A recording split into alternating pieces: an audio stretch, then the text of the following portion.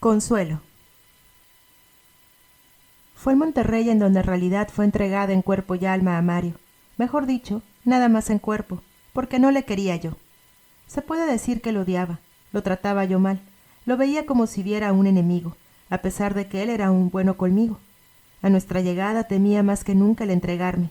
Se podría decir que ya desde que íbamos en el tren pensando, me martirizaba que ya una vez ahí, a muchos kilómetros de mi casa, sin nadie conocido y solos en un cuarto, tendría que ser suya. Le había dado mi palabra de que me iba yo a entregar y cuando íbamos en camino, mientras él se portaba muy amoroso y cariñoso conmigo, yo me comportaba fría, indiferente con él pensando que esta vez sí no tendría escapatoria. Nos instalamos en una casa de huéspedes. Yo sentía un miedo terrible al pensar que llegaría la noche y tendría que dormir a solas con él. Él había esperado pacientemente porque hasta entonces no habíamos tenido intimidades. En casa de su mamá no fue posible porque de inmediato nos separó. Con mi tía, mucho menos fue posible hacer nada. El cuarto era tan chiquito para cualquier cosa que él intentara. Pude evitarlo las 2 primeras noches, pero la tercera noche él ya no soportó más. Empezó muy cariñoso. Mi vida, al fin vamos a ser marido y mujer. Yo sentí que el estómago se me jalaba de angustia y le interrumpí diciéndole: «Oh, no me estés molestando». Pero después volvió al ataque. Empezó a acariciarme los hombros y el pelo. Me besó en la cara y me decía palabras dulces. Yo sudaba pensando en el momento en que viniera la entrega. Quería que alguien llegara a salvarme. No logré contenerme y aventé sus manos. «Déjame en paz, déjame». Él me recordó: «Tú me diste tu palabra, me prometiste». Me remordió la conciencia y ya sin decir nada dejé que él me besara, me abrazara. Cuando ya había introducido en mí no pude más. No me contuve y lo aventé al mismo tiempo que daba una patada en su pecho. Cuando hubo recobrado la respiración empezó a hablarme. Sus palabras, dichas con tanto amor, con calma, sin denotar ni enojo ni arrebato, me fueron convenciendo. Me arrepentí de haberlo tratado en la forma que lo hice y le pedí disculpas. Él me besó la frente y se volteó. Yo quedé observando su espalda, joven, blanca, y su pelo negro, muy negro y quebrado. Creí que la lucha por esa noche había terminado. Cuando en la madrugada me despertó él y comenzó nuevamente a besarme y acariciarme, me desperté desesperada y no encontraba la forma de correr, pero sus palabras y sus caricias me doblegaron. Mario consumó su acto. Él procuraba lastimarme lo menos que podía, pero yo ya no soportaba. Yo deseaba que ese momento se acabara, que pasara ya lo que tenía que pasar y me dejara en paz. Al fin Mario quedó casi desmayado. Sudaba el pobre. Yo le di la espalda y sin poder contenerme más solté el llanto. «Pero, flaquita, ¿cómo pensabas tú que era el matrimonio? No seas tontita. Te quiero, Chelito. Créemelo. Nunca te he de dejar. No llores, no llores». Pero sus palabras no eran escuchadas por mí. Yo continuaba llorando y pensaba: «Ahora sí, desgraciada para siempre. Ahora soy señora y no señorita, y todo por culpa de esa tal por cual de Dalila. Pero mi padre también tiene la culpa. Por ella mi padre me corrió de la casa. Si supieras lo que hiciste, padre, tú eres el culpable de lo que en adelante me suceda». Yo continuaba llorando amargamente. Me imaginé que mi papá se daba cuenta que lloraba y también él sufrió. Me pidió perdón, pero ya no había remedio. Mario me consolaba, pero yo quería aventarlo. Al fin me refugié en sus brazos y así quedé dormida. Al día siguiente, qué vergüenza sentía yo. No quería mirarle a la cara. Cuando regresó del trabajo, me abrazó y me besó sin mencionar nada de la noche anterior. Yo sabía cuáles eran sus intenciones y yo lo rechacé. Pero esa noche no logró él su propósito. Pocas veces, en realidad, tuvimos contacto él y yo. Siempre me negaba. Cuando él se me acercaba pidiéndome le acariciara la cabeza, le dirigiera alguna palabra dulce, sin frialdad, sin indiferencia, me sacaba de quicio. Estallaba yo en mis nervios. Lo aventaba, lo despreciaba. Al principio él me consintió esto, pero ya después eran verdaderos pleitos los que teníamos por este motivo. Llegó a tanta su desesperación que una noche ya no se contuvo y empezó a romper todo lo que estaba a su alcance: su ropa, las sábanas, vasos, platos. En uno de sus arranques me tiró un vaso de agua a la cara, todo por no mentirle y decirle que lo quería. Lo oí maldecir el amor que me tenía, maldecir el momento de haberme conocido, y me asusté mucho. No teníamos luz, únicamente el aparato de petróleo que había rodado por el suelo al impacto del golpe que Mario le había dado. Aprovechando la oscuridad me puse el vestido y me levanté. Por las orillas del cuarto me fui deslizando, agarrándome de las paredes. Mario seguía maldiciendo. Yo sentía un miedo atroz, hasta que al fin encontré la puerta y empecé a correr, descalza como estaba. Más de una vez tropecé. Al quererme pasar por debajo de un alambrado de púas me lastimé mi espalda y la cadera, y todo mi vestido quedó rasgado. Temblaba yo de miedo al pensar que tal vez Mario me seguiría, y de seguro me pegaría sin piedad. Como se me acabara el aliento y con el miedo al ver esa oscuridad tan diferente a la de México, me senté a las puertas de una casa, pensando que estaba yo perdida. Sin conocer a nadie, sin ropa, ¿a dónde podía yo ir a esas horas de la noche? Me jalaba los cabellos, me sobaba los pies, no acertando a sacarme las espinas de los abrojos que me había encajado. Se me pasó el llanto y me quedé escuchando una respiración fuerte y sintiendo al mismo tiempo algo que empezaba a cosquillarme mis piernas. De un brinco me levanté imaginándome que eran alacranes. Me sacudí y sentí cómo caían. Me acerqué a una ventana y hablé muy quedo. «Señora, señorita, por favor no sea mala, deme posada. Mi señor está muy tomado y tengo miedo que me pegue». Bendito sea Dios que la voz que me contestó fue de mujer. Era la señora que el día que llegamos se había ofrecido hacernos de comer o lavarnos. Me permitió dormir ahí. Al otro día me dijo si pensaba o no volver con Mario. Le dije que no, que pensaba yo trabajar. Brígida me brindó su casa y ese día, después que Mario se fue a trabajar, entré por mi ropa. No contaba con un solo centavo, únicamente un par de aretes que vendía una señora para el camión y comprar el periódico. Vi un anuncio, solicitaban una taquimecanógrafa. Fui de inmediato y hablé con la esposa del señor Pacheco. Me hizo la prueba y me aceptó. Era un negocio de venta de muebles para oficina y desde ese día me quedé a trabajar. Yo me encargaba de contestar correspondencia y llevar las letras de cambio en orden. Ganaba poquitísimo, 125 pesos al mes, pero ya tenía yo trabajo mientras podía encontrar algo mejor. Al mediodía salimos a comer Clemente, el mecánico y yo. No había comido desde la noche anterior y sentía que mi estómago se me pegaba a la columna vertebral. No tenía dinero, así que solo fui a ver unos aparadores que estaban cerca y regresé a mi trabajo. Pero las puertas todavía no se abrían. Me quedé parada en la puerta, con los brazos a la altura del estómago, apretándome para calmar el ruido y el dolor que tenía. Esperaba yo impaciente que llegara el señor Pacheco a abrir, pero no llegaba. El que llegó fue Clemente, que arreglaba las máquinas de escribir. Se me quedó mirando y debe haber adivinado que no había comido, porque me invitó a que la acompañara a tomar un refresco. Me llevó con unas amigas que tenía en un restaurante por ahí cerca. Algo le dijo a la mesera que yo no oí, pero al poco rato Prisciliana me llevaba un caldo de pescado y un cóctel de camarones. Me avergoncé tremendamente, pero el hambre era más fuerte que mi voluntad para rechazar aquel platillo tan apetitoso.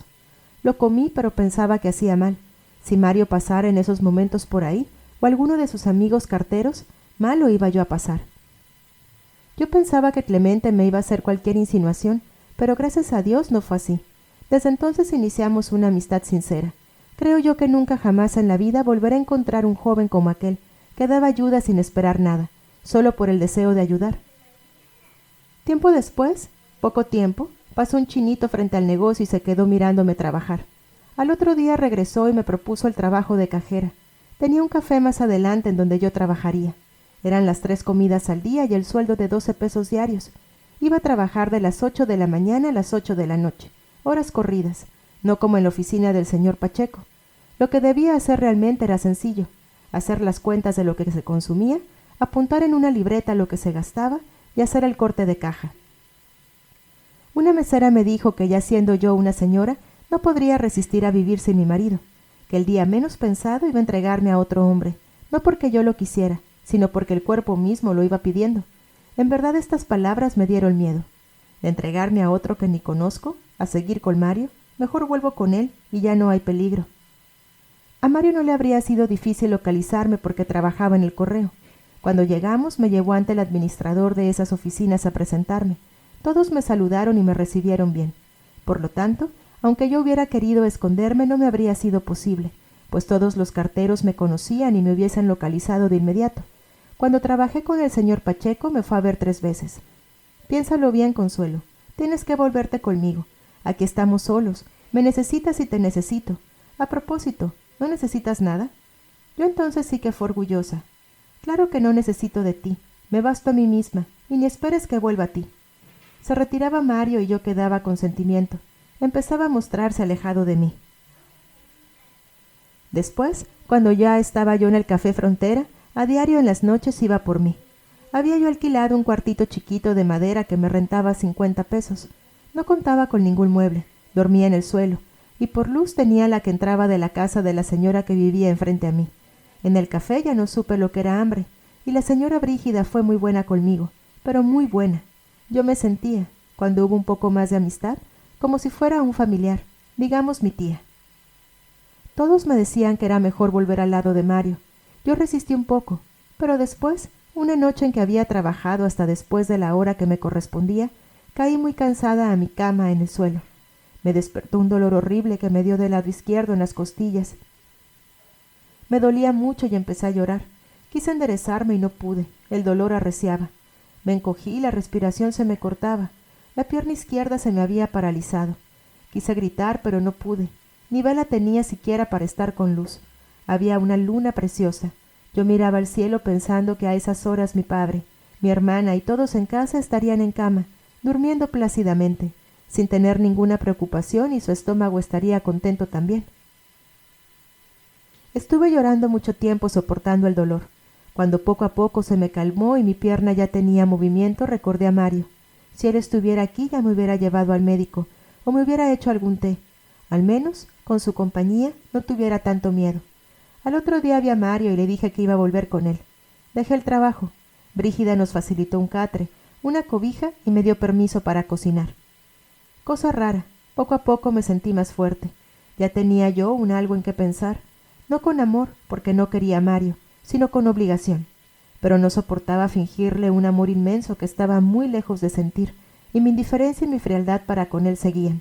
Mario me decía que tenía una crueldad refinada, porque cuando le venían esos corajes, se puede decir como ataques, yo lo observaba impasible. Cerraba la puerta, no me dejaba salir y estrellaba todo contra las paredes. Rompía su ropa, gritaba, lloraba, se desesperaba.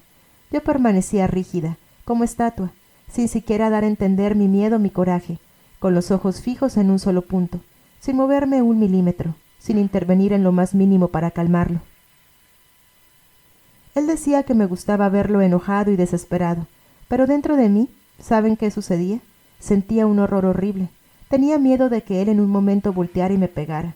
Tenía ganas de correr, pero me sentía como un perro acorralado, cobarde, y con el llanto contenido en el pecho quería decir esa hermosa palabra que significa pureza de sentimiento, perdón, pero se me atoraba a la altura de la boca, y no podía pronunciarla. Mario me llegó a suplicar que cuando lo viera yo con ese malvado ataque de nervios, lo calmara. Con tan solo una caricia tuya me calmo. Chelito, por favor, cuando me veas enojado, háblame, miéntame la madre, dame bofetones si quieres, pero no me dejes así, ¿que no tienes corazón? Y yo, desgraciada de mí, solo me limitaba a observar que se llevaba las manos al cerebro y caía sentado en la cama y sollozaba. Ya no había día en que no peleáramos y las pocas cosas que iba comprando quedaban deshechas en el suelo. Las vecinas asustadas corrían a tocarnos la puerta. ¿Le pegó? Pero siempre salía yo serena. No, a mí nunca me pega, son sus nervios. En realidad la nerviosa era yo. No hallaba, no encontraba salida, no estaba conforme con nada. Si él me decía, vamos al Zócalo para que te distraigas, mi contestación era, ¿al Zócalo? Vaya paseo el que vas a darme. Si me decía, vamos al cine yo no voy, ya sabes que no me gusta, vete con tus amigos. Todo esto él lo pasaba. A mí me fastidiaba y me arrepentía de haber vuelto con él, pero un día que me dijo que si no estaba conforme que se iba a retirar, me prometí a mí misma no volver a ser grosera con él. En ese entonces no me quité la vida por no faltarle a él, pero con qué fiebre de ansiedad pedía que me llevara. Por las tardes o por las noches, antes que llegara Mario, me hallaba boca arriba en mi cama, compuesta por un tambor chico, el colchón formado por abrigos, cartones, vestidos viejos, una cobija tendida y otra sirviendo de colcha, y la cabecera la había yo hecho con unos cojines. Alumbrada por una vela, viendo hacia el techo, lloraba lágrimas dulces y amargas que venían de muy dentro, pidiendo, suplicando que él me llevara. Yo pertenecía a Mario corporalmente, pero qué duro era esto para mí. En mi vida había deseado, tan siquiera una vez, pertenecer a un hombre. Nunca lo había yo pensado, y ahora que lo estaba yo viviendo, moría yo cada vez que él llegaba contento de su trabajo y me abrazaba. Tenía yo esto, porque soy tan vil, engañarlo en esta forma, Mejor recógeme la vida, señor. Yo no quiero esta vida. No nací para ello. No pronunciaba yo palabras. Era todo mi ser, todos mis sentimientos, todo lo que en mí había, pidiendo se me concediera este milagro. Siempre esperando, esperando que sucediera. Yo estaba ya muerta, se podría decir. Mario se esforzaba por verme contenta, por verme feliz, pero qué malo es no saber fingir. Quedaba yo desmayada, despierta, hasta los momentos en que él llegaba. Flaquita, ¿dónde estás, mi vida? Ya vine. ¿Qué tienes? ¿Por qué lloras? Ven, mira, ándale. Vamos a cenar afuera o al Zócalo. No estés triste. Él me quería tanto que no se daba cuenta que momentos antes yo había pedido morir para escapar de esta vida. Ya le quería yo, en verdad, cuando aquella carta de su mamá en la que aconsejaba a Mario dejarme allá. Esa mujer no te conviene. Es más grande que tú y muy mañosa. Déjala. Haz alguna novia allá y te la traes a la casa. Yo te mando el dinero. Sus palabras se me grabaron como una pedrada que deja dolorido en donde pega. Seguí leyendo la carta, casi al final. Tu hijo ya no tiene zapatos. Mándame para comprarle y no malgastes tu dinero con esa mujer. Volteé a verlo. Volví a leer. Que tiene un hijo. Ya no dije una palabra. Escondí la cara para llorar. En realidad, hasta entonces, no había sabido nada de él.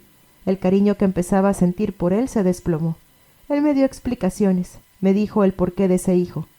Mira, mi vida, hay cosas que por mi hombría no te había contado. Pero Camila... Y me contó la vida que había tenido con esa mujer. La mamá de Mario los había casado por la fuerza. Él no quería porque esta joven no era lo que se decía. A él lo habían sacado en paños menores los policías para llevarlo al juzgado. De ahí, también con los policías fueron a la iglesia. No podía escapar. Los gendarmes habían quedado parados en la puerta. Al poco tiempo, después que cumplió los 16 años, llevó su primera decepción al encontrarla en un salón de baile con uno de sus amigos. La segunda vez la encontró en su casa con un soldado, y la tercera vez saliendo de un hotel con otro hombre. Este era el motivo por el que se habían separado. Yo acepté sus explicaciones, pero mi único pensamiento era que nunca podríamos casarnos, ni aun por el civil, puesto que no estaba divorciado. Y el saber que tenía un hijo me impedía espiritualmente acercarme demasiado a él. Me sentí como ladrona. Seguí viviendo, ya nada más por vivir. Ya no encontraba nada que me agradara. La vida no tenía color para mí. Vivir sin vivir era muy feo. Era yo una persona desmayada que se movía, que andaba, pero que ya no sentía nada. Qué horrible era por las noches en las que él vencía y tenía que entregarme, sin voluntad. No hay cosa más terrible que entregarse, que ser solo un instrumento, aunque Mario me había dicho. No, mi vida, yo no lo hago tan solo por el deseo. Mujeres hay muchas, y hermosas, que pueden satisfacerme mejor que tú. No, flaquita, no piensas así, mi vida. Quiero un hijo tuyo. ¿Te imaginas? Una mujercita como tú, que sacara tu carácter y mi cara. ¿Te imaginas? Qué feliz sería si me dieras un hijo. Un hijo era lo que menos quería de él, y le contestaba. ¿Hijo? El hijo que yo tenga será porque lleve un primer apellido, no el segundo, por haberle dado el tuyo a otro. Si tuviera un hijo tuyo estaría en segundo lugar, y mi hijo será el primero. Él trataba de convencerme que era algo sublime, algo grandioso el que yo le diera un hijo. Llena de coraje, una tarde maldije el día que fuera a tener un hijo. Nunca me había pegado, pero esa vez sí lo hizo. Me dio de bofetadas. Yo no protesté nada porque comprendí que tenía razón. La suerte seguía en mi contra. Una mañana, la veladora se volteó y la casa se quemó. Bueno, toda no, pero sí parte. Nos quedamos sin ropa. El incendio nos había dejado 2 camisas y 2 pantalones de Mario y 3 o 4 vestidos míos. Yo solo veía las cosas quemadas. Mario solo encendió un cigarro y fumó. Me dijo, ¿y no vas a llorar? ¿Y para qué?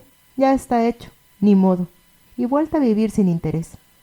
Es cierto, es doloroso recordar. Con tal de no revivir aquello que fue tan doloroso para mí, hubiera callado hasta el fin. Pero hay cosas que aún callándolas lo hacen a uno sentirse mal. Sí, iba yo a ser madre, aunque no me di cuenta de ello porque nunca tuve síntomas de embarazo. Hasta el mes de enero yo me sentí perfectamente. No hubo mareos, ni vómitos, ni pérdida de apetito, ni detención de la menstruación. Por eso Mario no me creyó cuando le dije, me siento mal, me duele mucho la cintura, con suerte ya vamos a tener un hijo.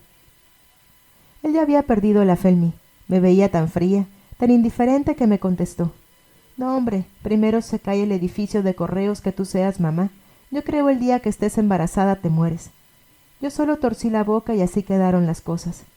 Pero esa noche, al igual que otras, no dejé a Mario dormir conmigo. Le dije que se acostara en el suelo como lo venía haciendo. Él se enojó y yo también.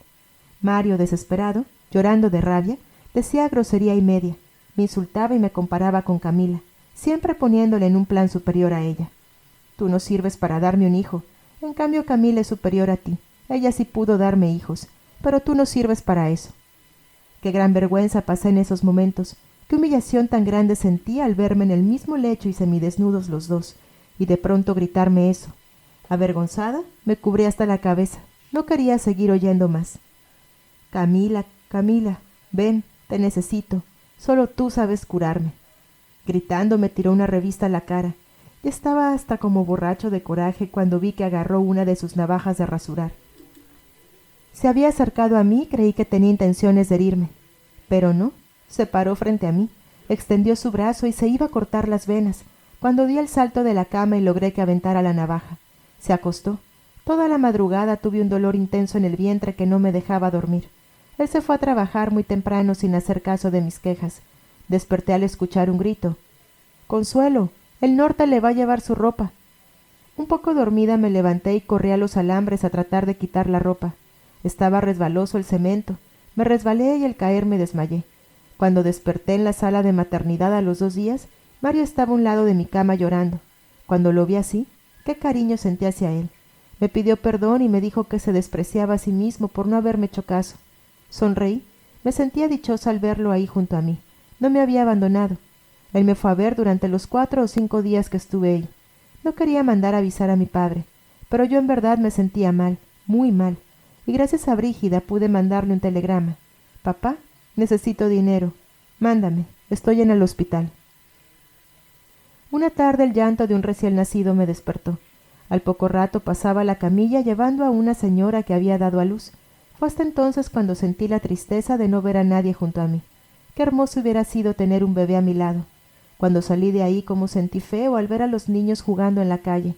Y así duré tiempo pasando otra vez. Ahorita mi hijo tuviera 6 meses, o más.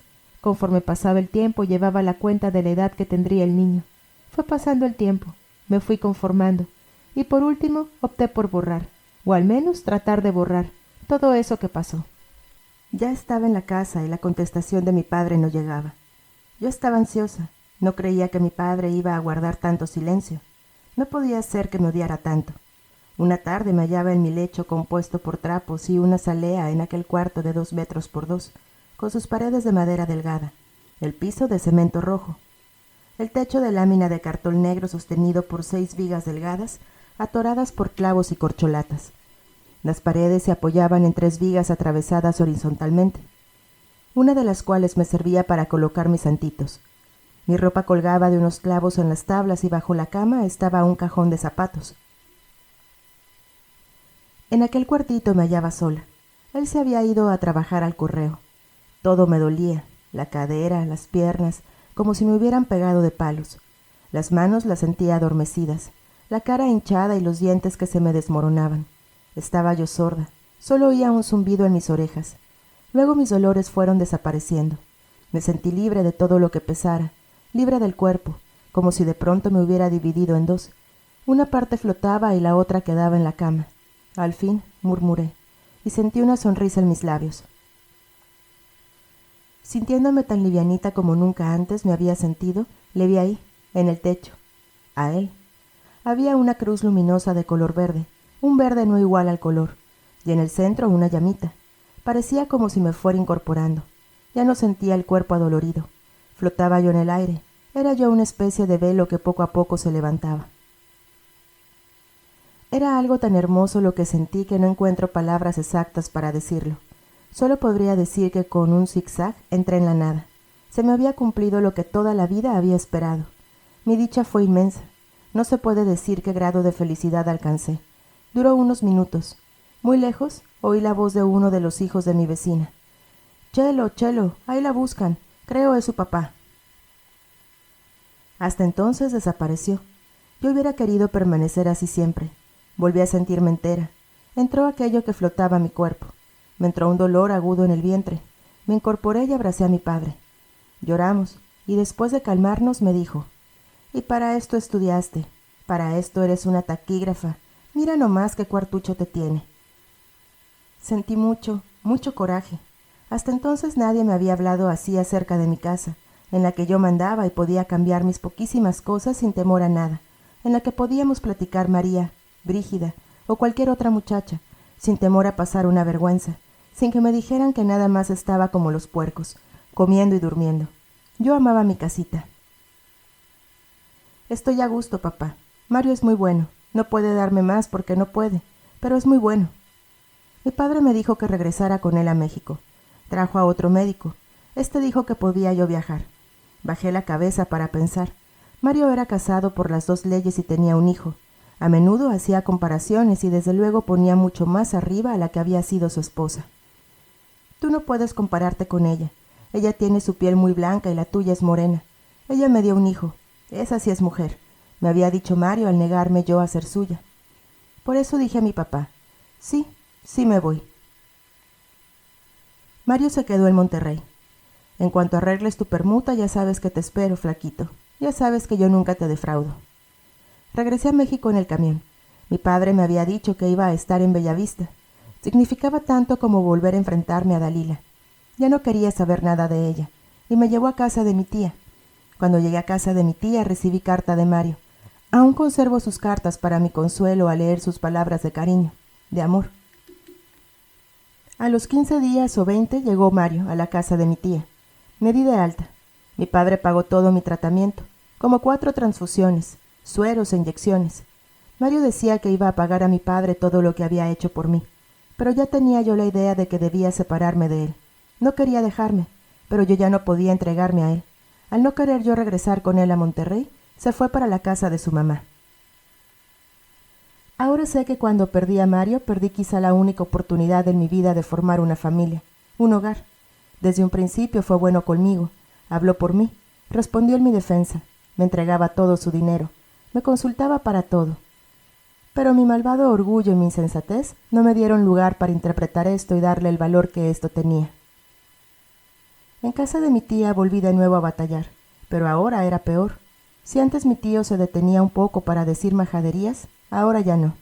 Las vecinas se condolían de mí, pero ahora murmuraban más fuerte que antes. Ahora regresaba derrotada. Empecé a buscar trabajo. Por mis amigas supe que Jaime había progresado, pero que no se había casado. Ahora ganaba muy buen dinero, pero a mí ya no me importaba. Empecé a trabajar con el señor Ruiz en un lote de automóviles. Era muy bueno, pero no soportaba las risotadas y majaderías de los mecánicos y del encargado del taller cuando por las tardes se reunían en la oficina a jugar baraja. Todo el día en la oficina batallaba verdaderamente para que me respetaran. Me había quedado porque no encontraba otra cosa. Una cosa buena que resultó de este trabajo fue que conocí a la tía del señor Ruiz, quien más tarde me brindó su amistad cuando la necesité. Mientras tanto, había habido unos cambios en mi familia. Mi papá había construido una casita en un terreno que había comprado en la colonia El Dorado. Se había sacado 2,000 pesos en la Lotería Nacional, y así fue como tuvo el dinero para comprar el lote. Con el dinero que sacó de la venta de algunos marranos, empezó a construir la casa. Era la primera vez que mi papá era dueño de una propiedad, y era el único entre los amigos y parientes que había alcanzado una cosa así. Pero la casa no era para nosotros. Lupita y mis medias hermanas, Antonia y María Elena, estaban viviendo allí cuidando los animales de mi papá. Tenía 2 niños, pero no vivía con Francisco, el papá de las criaturas, porque no había querido o no había podido ponerle su casa. Mi papá la mantenía a ella y a sus hijos desde que ella se había juntado con Francisco. Marta ya tenía 3 niñas y ya se había separado definitivamente de Crispín, su marido. Cuando ella vino a Bellavista en el cuarto, estábamos bastante apretados. Manuel y sus 4 hijos, Roberto, mi papá, Dalila y su hijo, y Marta con sus 3 hijas. Todos estaban allí. Mi papá decidió irse con Dalila a un cuarto en la calle del Niño Perdido y dejar a Marta encargada de la casa en Bellavista. Marta estaba muy deprimida y yo traté de animarla. «No seas tonta, mana. Total, deja a este muchacho. Si no te hace formal, ¿para qué lo quieres? Mira, todavía es tiempo, pero si continúas teniendo niños te vas a hundir. ¿Qué vas a hacer? No te vas a poder mover ni para un lado ni para otro. Ponte a estudiar. Si tú quieres, yo te pago tus estudios. Puedes estudiar corte y confección unos meses. Ya después, sin necesidad de salir a la calle a trabajar, puedes hacerlo en tu casa. Por aquí hay una academia cerca. Ve a ver cuánto es de la inscripción y qué se necesita y me dices. A las niñas, mientras vas a la escuela, las puedes dejar con mi tía. Ándale, y me dices. Todavía es tiempo, todavía es tiempo.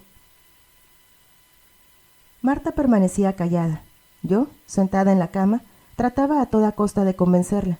Ella estaba sentada en un banco junto a la puerta. Yo la veía muy bonita, pero ella permanecía en actitud de estatua viva. Yo quería una mirada, un gesto, un algo que me indicara que mis palabras habían dado en el clavo. Quería verla sonreír con entusiasmo por la vida, como cuando la veía con su palomilla cuando era chica. Recuerdo sus dientes blancos bien alineados y los 2 hoyitos que se le hacían al reír en sus mejillas gorditas, y cómo caminaba con los brazos enlazados en los de sus amigas. Pero no, ahora no había contestación a mi ansiedad. Ella era como una estatua oriental que respiraba. Traté de encontrarle un trabajo que la sacara de ese ambiente. Quise demostrarle que había lugares en los que sabían tratarla decentemente y donde podía encontrar algún hombre responsable que le ayudara a solventar su problema familiar, educando bien a sus hijas y tratándola bien a ella. Me negaba y me negué durante mucho tiempo a aceptar que mi hermana perteneciera a ese bajo nivel cultural. Pero ella, lejos de entender mi razón tan sana, transgiversaba todo, y con dolor lo digo, me juzgó como una puta, una casquivana, una loca que con mi cuerpo ganaba todo. Y yo ni siquiera supe que mi hermana, mi hermanita querida, pensaba esto de mí. Mientras yo trabajaba, me arreglaba y me esforzaba por cuidar mi presentación, pintándome la boca y las manos, haciéndome una que otra vez algún peinado. Con la presentación de mi persona, con mi arreglo personal, yo estaba luchando por mantenerme en mi lugar, para que no me fueran a humillar con despotismo. Mas no para gustarle a los hombres, cosa que mi hermana no supo entender. Para ella, ahora veo su criterio con risa, mi arreglo personal no representaba sino que yo era una casquivana. ¿Cuánto tiempo me esforcé porque ella me entendiera sin saber ni pensar remotamente que ella prefería la crítica dura a mis palabras suaves, el desarreglo personal para cuidar de su moral, el vestido severo para cuidar de su religión y la escasez de palabras para guardar el respeto de sus hijos? Y con todo esto el cariño y favoritismo de mi padre. Nunca la entendí, haciéndome una y mil conjeturas, y acababa diciendo, bueno, pobre, ella no conoció a mi mamá. Marta no hizo caso de mi sugestión y estuvo de acuerdo en cuidar a los hijos de Manuel, aunque yo sé que no los quería. Entonces decidí ir a ayudarla. Mi padre pasaba todos los días como a las 7 de la noche a vigilarnos y a darle a Marta su gasto diario. Con Roberto, Manuel y yo trabajando, hicimos un convenio de mantener entre los 3 la casa. La cosa empezó bien, pero luego Manuel se negó a dar gasto y Roberto estaba fuera mucho tiempo. Mi estómago se había acostumbrado a digerir alimentos suaves y no quise comer grasa, ni carne frita, cosa que no fue muy del agrado de mi hermana, y para evitar choques con ella, me iba a algún restaurancito. Así se me iba todo mi dinero y yo también dejé de dar en la casa. Marta en realidad no necesitaba mi ayuda, aunque le daba coraje cuando yo no le daba nada. Observaba, y eso sí me dolía, que mi padre, diario, venía trayéndole jabón, azúcar, café, arroz, jitomates, aceite, chocolate en barra, etc. Además, le daba 10 pesos diarios de gasto. Luego le daba para que se fuera al cine, 2, 3, 4 veces a la semana. Le traía zapatos y ropa a sus nietas. Marta gozaba de su favoritismo y de la más libertad. Se iba a casa diario a la Lagunilla, a la Merced o al centro, con sus hijas a ver los aparadores. Cuando quería un vestido o algo extra, le decía a Roberto que entonces trabajaba en una fábrica. Los domingos se iba con mi tía y mi tío a la villa, a Chapultepec o algún otro parque a comer tacos placeros y a beber pulque. De vez en cuando veía yo a Crispín rondando por Bellavista. Entonces me preguntaba si yo tenía que ayudarle. Ella tenía de su parte a mi padre y a su hermano. Ella podía salir a pasear a la hora que quería y tener relaciones con su marido y no se preocupaba por nada. Ella tenía a sus hijas. Yo solo tenía mi trabajo y tan poca paz en la casa. Conforme pasaban los días entre Marta y yo se suscitaban más incidentes desagradables. Tenía la mala costumbre de traer a la niña más chiquita, Trinidad, sin calzones. Como es lógico, la criatura cada que debía hacer una necesidad se paraba en cualquier lugar para hacerla. Continuamente le decía a mi hermana que le pusiera los calzones a su hija y le debía enseñar dónde hacerlo. Desgraciadamente, mi hermana, lejos de entender el problema, se disgustaba muchísimo y empezó a decirme que ya me creía de la alta y que era una pocha. Un día me hizo salir de quicio ver que Trini, parada junto al brasero mientras su mamá guisaba, desalojó su estómago. Marta siguió cocinando y luego levantó a la niña, la llevó al lavadero y empezó a limpiarla. Esto ya era el colmo, y le dije: «Gorda, ya ni la muelas tú, le debías enseñar a sentarse en la porcelana, no la acostumbras a que sea cochina». «Pues eres tan delicada, busca tu casa, no das un quinto a la casa, pero eso sí, muy delicada. Yo no sé por qué te aguantas, yo que tú me iba a vivir a las lomas». Así eran todas las contestaciones de mi hermana, no importaba qué dijera yo. Traté de enseñarle a tapar el bote de la basura y las cazuelas y trastes con comida para protegerlos de las ratas, que la ropa sucia la guardar en una caja de cartón bajo la cama, en lugar de regada o amontonada junto al lavadero, a que retirara la comida del calor del estufa y del sol para que no se echara a perder. Pero todo era inútil. Cuando le platicaba qué bonita casa tenía el señor Santiago, o cómo vivían algunos otros de mis amigos, se sentía molesta y decía que yo trataba de hacer menos a la gente. Platicando con sus amigas, me lanzaba indirectas. En tono burlón decía: «No, pues las de la alta no se juntan con los pobres».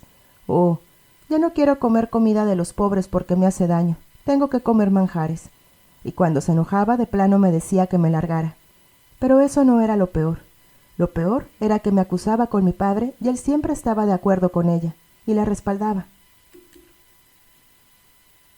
A Marta ya no le gustó cuidar a los niños y encontró un trabajo en una fábrica de vasos de papel. Ella no me avisó que iba a trabajar y el primer día se fue desde las 7 de la mañana y no regresó sino hasta las 7 de la noche. Yo me quedé en la casa con los niños preocupadísima porque no sabía dónde andaba mi hermana. Yo, francamente, no quise hacerme cargo de las criaturas. Yo seguía trabajando y entonces mi papá trajo a una señora que tenía 2 niños chiquitos para que ella viviera en la casa y se encargara de todo. La casa estaba peor que nunca, más ruidosa y llena de gente. Todas las noches tenía que tomar medicina para los nervios.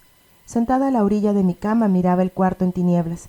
Otra vez habían cortado la electricidad y la veía apenas alumbraba la mesa, y las caritas pálidas de los niños sosteniendo sus pocillos de café, o a mi hermana, toda despeinada, con su delantal sucio y con un tirante caído gritándole a Concepción que limpiara lo que había hecho Trini. «Apúrate, condenada escuincla, limpia a tu hermana, si no vas a ver». Me sacaba de quicio ver a mi pobrecita sobrina con sus ojitos tristes levantarse de la mesa y dejar su pan y su café para ir a limpiar la porquería del piso. Acabando de cenar, todo mundo se iba a acostar. Marta en la cama grande con sus niñas, Mariquita, Conchita y yo en mi cama chiquita, Alanes, Domingo y Roberto pasando frío en el suelo, y ahora también la sirvienta con sus niños, también en el suelo. Noche tras noche este era el triste cuadro que tenía ante mis ojos. Yo quería mejorar las cosas, pero para entonces ya tenía yo miedo hasta de hablar. Yo tenía la culpa de todo, hasta porque la mecha de la estufa tardaba en prender. No solo Marta y mi papá, sino aún Roberto, decían que yo era la que había traído la manzana de la discordia a la casa. Ellos querían que me fuera a vivir a otra parte, pero no podía renunciar a tratar de que mejoraran su vida. Además tenía miedo de vivir sola. ¿Qué iban a pensar las gentes de mí? Y los hombres solos se iban a aprovechar de mi situación. Para empeorar las cosas, Mario y después Jaime, como siempre en estado de ebriedad, venían a buscarme. Una noche que salía de casa de mi tía vi a Jaime que iba en dirección de Bellavista. Yo corrí hasta nuestro patio. Él corrió cuando me vio, pero, gracias a Dios, pude llegar al cuarto antes que él y me encerré. Día tras día, Jaime andaba rondando hasta que un día le hablé y estuve de acuerdo en salir con él. Él me dijo que aún me amaba y que quería casarse conmigo. Yo ya no le creía, pero lo escuchaba sin alterarme para no tener disgusto, sobre todo cuando estaba tomado. Francamente ya estaba yo aburrida de mi casa y no estaba comiendo bien. Él me llevaba a comer a los restaurantes, o al cine, o me daba regalos y naturalmente yo podía ahorrar un poco. Por ese tiempo mi hermano Roberto me aconsejó que empleara mi dinero en comprar un tocadisco y que podía yo muy bien sacar el costo y más si lo alquilaba para bailes y fiestas. Si necesitaba yo dinero lo podía empeñar o vender. Yo tenía muchas ganas del tocadisco para poder oír música, que me gusta tanto, y pensé que sería muy bonito tener yo mis discos. Un día estaba yo enferma, en cama, y vino Roberto y me dijo: «Manita, fíjate, que hay un muchacho que vende un tocadisco muy bueno. Lo den 400 pesos. ¿Sí? La verdad, debo confesar que pues sí le tenía yo desconfianza, pero es mi hermano y lo quiero mucho. Considero que es el que más ha sufrido porque no tuvimos mamá. Yo quise demostrarle que le tenía yo confianza, que creía yo en su bondad, y que alguien, por lo menos, tenía fe en su carácter. Le entregué el dinero, así sin pensar, y él se salió y dijo que iba a regresar con el tocadisco. Mientras yo lo esperaba, llegó mi tía a que le pagara, pues me estaba lavando mi ropa. Le conté lo que había hecho y se enojó conmigo y me dijo que no debía haber hecho eso, que no le debía haber dado un solo centavo, que era ponerle la tentación y que era yo una tonta. Ay, tía, si es mi hermano, hombre, ¿cómo es posible que...? Más tarde, cuando fui con mi tía llorando a decirle que Roberto no había regresado, mi tía y mi tío me regañaron mucho. Fui con Angélica, mi amiga de siempre. Ella también me dijo, ¡qué barbaridad! Ay, Consuelo, tú siempre tan tonta. ¿Por qué le entregaste tanto dinero? Pero es que es mi hermano, Angélica, le dije. Y empecé a llorar, no por el dinero, sino por esa acción que mi hermano me había hecho. Le había entregado toda mi confianza y él me había pagado así. Luego me encontré a Roberto en un café cerca de Bellavista tomando cerveza con un amigo. Yo le quise preguntar por el dinero, pero tenía miedo de que se fuera a enojar o a sentir. No quería yo herirlo. ¿Qué pasó?, le dije. Nada, dice. Pensé que sería mejor ir por mi tía y por mi tío y en presencia de ellos pedirle el dinero. Fui por ellos y cuando llegamos al lugar en que había encontrado a Roberto, ya no estaba. Faltó 3 días a la casa y yo tenía más ganas de llorar que de nada. Cuando llegó, yo no le pedí ninguna explicación. Nada más le dije, «Me lo vas a pagar poco a poco». Sí, me dio 10 o 15 pesos cada 8 días, hasta que llegó a pagar casi la mitad. Nunca pidió una disculpa, solo dijo que no había comprado el tocadisco porque no estaba bueno, o algo así, y que tenía intención de devolverme el dinero, que cuando lo vi en el café todavía tenía el dinero, pero que se encontró ahí a unos amigos y se pusieron a tomar. Pero te lo voy a pagar, hermana, no te apures. Tenía la esperanza de que cambiara mi hermano, con estudio, con ayuda moral. Si pudiera cuando menos terminar la primaria, si cuando menos hiciera el esfuerzo, pero viendo la realidad de todo me asusto y casi no quiero pensar en que mi hermano no cambie. El siguiente golpe vino solo 2 días después de que me paré de la cama, delgada como un palillo. Marta y yo estábamos acostadas cuando la señora Luz, que vendía tacos y tostadas en el zaguán de Bellavista, llegó a avisarnos que a mi hermano Roberto lo estaban golpeando unos policías. Qué horrible es despertar de esta manera. Al oír esto nos levantamos Marta y yo más que deprisa. Marta dormía con vestido, pero yo tuve que ponerme mi bata de color azul ya muy usada. Sentía cómo me temblaba el cuerpo, como si 1000 agujas se metieran en mis poros dejando pasar un aire húmedo. Tenía mucho miedo y angustia, conociendo cómo la policía abusaba de su grado. Me llevé el susto de la vida al ver a Roberto tirado en el suelo, mientras 2 desgraciados policías lo golpeaban bárbaramente con sus macanas. Le pegaban tan fuerte que lo hicieron vomitar. Sangraba de la nariz y lanzaba insultos, y entonces le pegaban más. A gritos le dije, «Roberto, Roberto, no, manito, cállate, te va a ir peor». «Déjenlo», Marta les decía a los policías. «No sean abusivos, está tomado». «Pues que se esté quieto este hijo de su chin», y los seguían golpeando con sus macanas. Dios mío, qué impotencia se siente. Volteaba desesperada a ver si alguien podía ayudarme. Ya hirieron a mi hermano, lo están matando. Malditos, déjenlo. 3 amigos de Roberto trataron de lanzarse contra los policías. La gente que miraba los imitó, pero entonces uno de los policías sacó la pistola y amenazó a todos con ella. La gente empezó a correr y el policía tras de ella. Cuando vieron a mi hermano caído en el suelo y sin moverse, los policías se echaron a correr.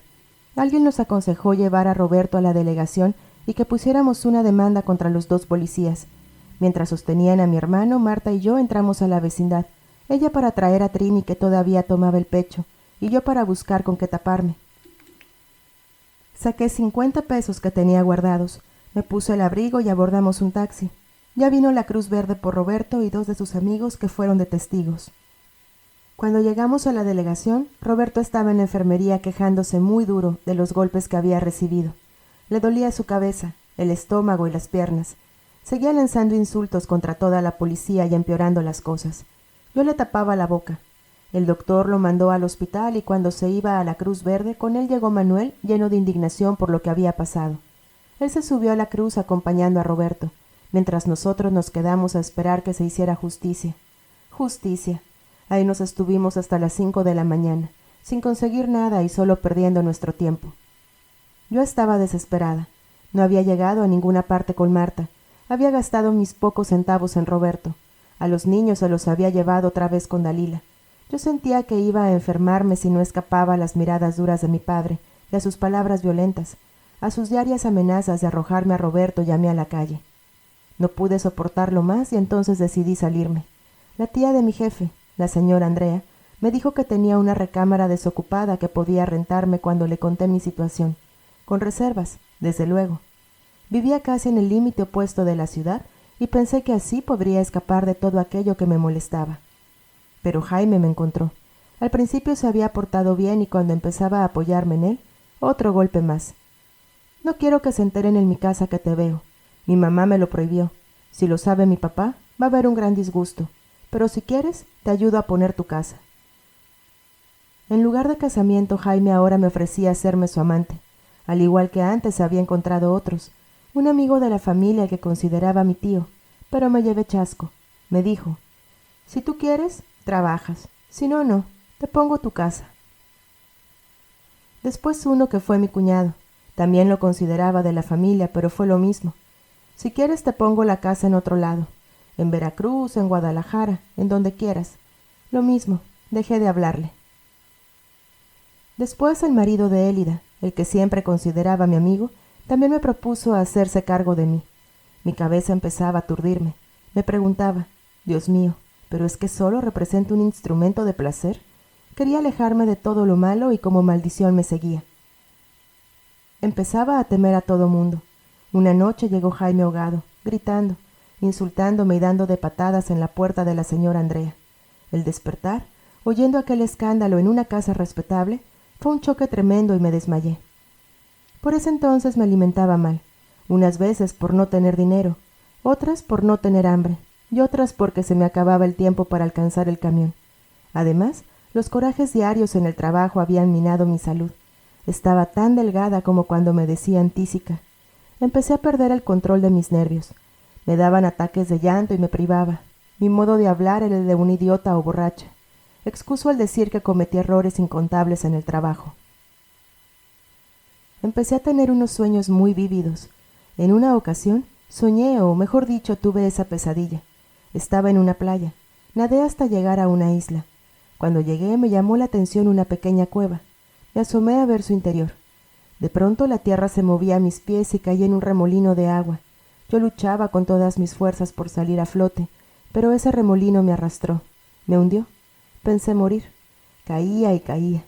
Ya una vez en el fondo vi una especie de cuarto de tierra dividido en dos por un tapanco. A un lado estaba una escalera de madera como las que venden los inditos. El agua pasaba a un lado de este cuarto sin entrar. Hasta ahí me había arrojado el remolino. Mi ropa estaba toda desgarrada, mi pelo seco, pero muy largo y lacio. Mis pies se llenaron de la arena del cuarto. Lo curioso era que estaba un foco encendido a la mitad del tapanco, es decir, de una de las vigas que lo sostenían. Empecé a subir la escalera. De pronto, un hombre al que no pude verle la cara, pero su indumentaria sí, vestía como pirata. Jaló un cordoncillo y empezó a caerme tierra, toneladas de tierra, arenosa, blanquizca. Seguí subiendo y me sorprendí al ver que en el tapanco estaba otro lago de agua azul. Pero ya entonces, sin saber cómo, estaba yo en un velero. Unos hombres había ahí que me habían salvado, pero yo decía que me dejaran ir. Ellos no querían. De pronto el barquito zozobró y volví a caer al remolino, pero ya era agua y arena la que me envolvía. Luché con todas mis fuerzas y volví a salir a la cueva por donde había caído. El agua me tapaba toda, el remolino, solo mi cabeza. Ya con una gorra de hule sobresalía. El agua era de un verde muy oscuro. Venía acercándose a mí una tablita y me agarré a ella. Cuando la alcancé, alguien me dio una mano y me subió a ella. No vi la cara, solo el brazo que se extendía para ayudarme. Quedé sin fuerzas sobre la tabla, pero dentro del mismo remolino. Yo ya no tenía fuerzas para nadar y quedé boca abajo sobre la tabla que daba vueltas y vueltas. Mi condición empeoró. Una noche, poco antes de llegar a la casa, me desmayé y caí en la carretera. No sé cuánto permanecí ahí, bajo un árbol. Me levanté y me metí. La señora Andrea creyó que estaba yo tomada y me dio muchos consejos, hasta que al fin caí en cama. Tenía miedo a la oscuridad, a la gente, al ruido de los coches. Ya no pude trabajar. Mi padre me trasladó a la casa de Lupita. De los primeros días no me acuerdo. Solo recuerdo que veía a todos y platicaba, no sé qué, pero de pronto los desconocía. Veía yo las cosas grandes, enormes, que se me caían. Un dolor muy fuerte en el cerebro no me dejaba estar en paz. En las noches me echaban alcohol en la cabeza. Veía yo todo tan lejano. Los muebles tan chiquitos, tan lejos de mí. Las caras cuando se reían me hacían desmayar. No precisaba exactamente de quién se trataba. Sabía que era Lupita, lo adivinaba, lo presentía, no sé, pero algo me decía que ella me ayudaba. Cuando empecé a mejorar no podía hablar bien, tartamudeaba mucho. La primera vez que salí sola al consultorio del doctor me quedé parada en la calle. Se me olvidó el sitio. De pronto todo cambió. Empecé a temblar, a llorar. Una señora se me acercó y me dijo que si me ayudaba a llegar. ¿A llegar? ¿A dónde? Le dije. Pues a su casa. ¿Mi casa? Volví a ver el sitio para reconocerlo, pero no me acordaba. Después de un ratito me compuse y entré al consultorio y le platiqué al doctor Ramón. Él me dijo que no debía salir sola. Mi papá vino por mí. Cuando llegué a la casa vi una cama tan pequeña que se hacía imposible caber en ella. La veía desde muy alto. Me dejé caer y me dormí, no sé cuánto. En el eco de mí misma trataba de resolver mis problemas. Me sentía sola. Tropezaba y me levantaba oyendo las risas de los demás. Me sentía sumergida, envuelta en una espiral de eventos, de escenas que bailaban, de cosas que no podía entender. Pensaba que la gente estaba llena de odio, de desaprobación, de deseos de herirme y verme zozobrar. No podía comprender por qué sucedían las cosas y por qué no había nadie que me ayudara. Sacaba conclusiones sin entender la situación y no hallaba la manera de corregir mis errores. Sentía miedo, no sé de qué, pero de una cosa estaba cierta. No era de la muerte que hasta entonces me había parecido tan seductora. Temblaba y me sudaban las manos cuando salía a la calle. Cuando veía mucha gente me daban ganas de correr. Al atravesar una calle me daban ganas de aventarme bajo las ruedas de un carro. Estaba yo muy mal. Solo mi fe en Dios me tenía en pie. No sé cómo empecé a mejorar. Una noche tuve un maravilloso sueño a colores. Me dio valor. Me veía en una casa muy bonita. Era un internado. Pero primero era una especie de terraza, como un paseo donde van excursionistas y llegan a un lugar a nadar. En esa terraza de 2 pisos a mi espalda estaban las mesas y el techo era como de zacate, desde el cual y por los barrotes donde yo estaba recargada se enredaban unas hierbas muy bonitas con hojitas en forma de corazón. Yo veía con melancolía hacia abajo, donde a pocos centímetros del árbol empezaba el estanque con el bordo de pequeñas piedrecitas y agua azul transparente. De pronto, no sé de dónde, aparecieron unas parejas de enamorados que pasaban por el corredorcito hacia el estanque. Iban abrazados. Ellos volteaban a verlas a ellas muy enamorados. Yo los veía desde arriba y sonreía. Alguien se acercó a mí y de inmediato me separé del tubo.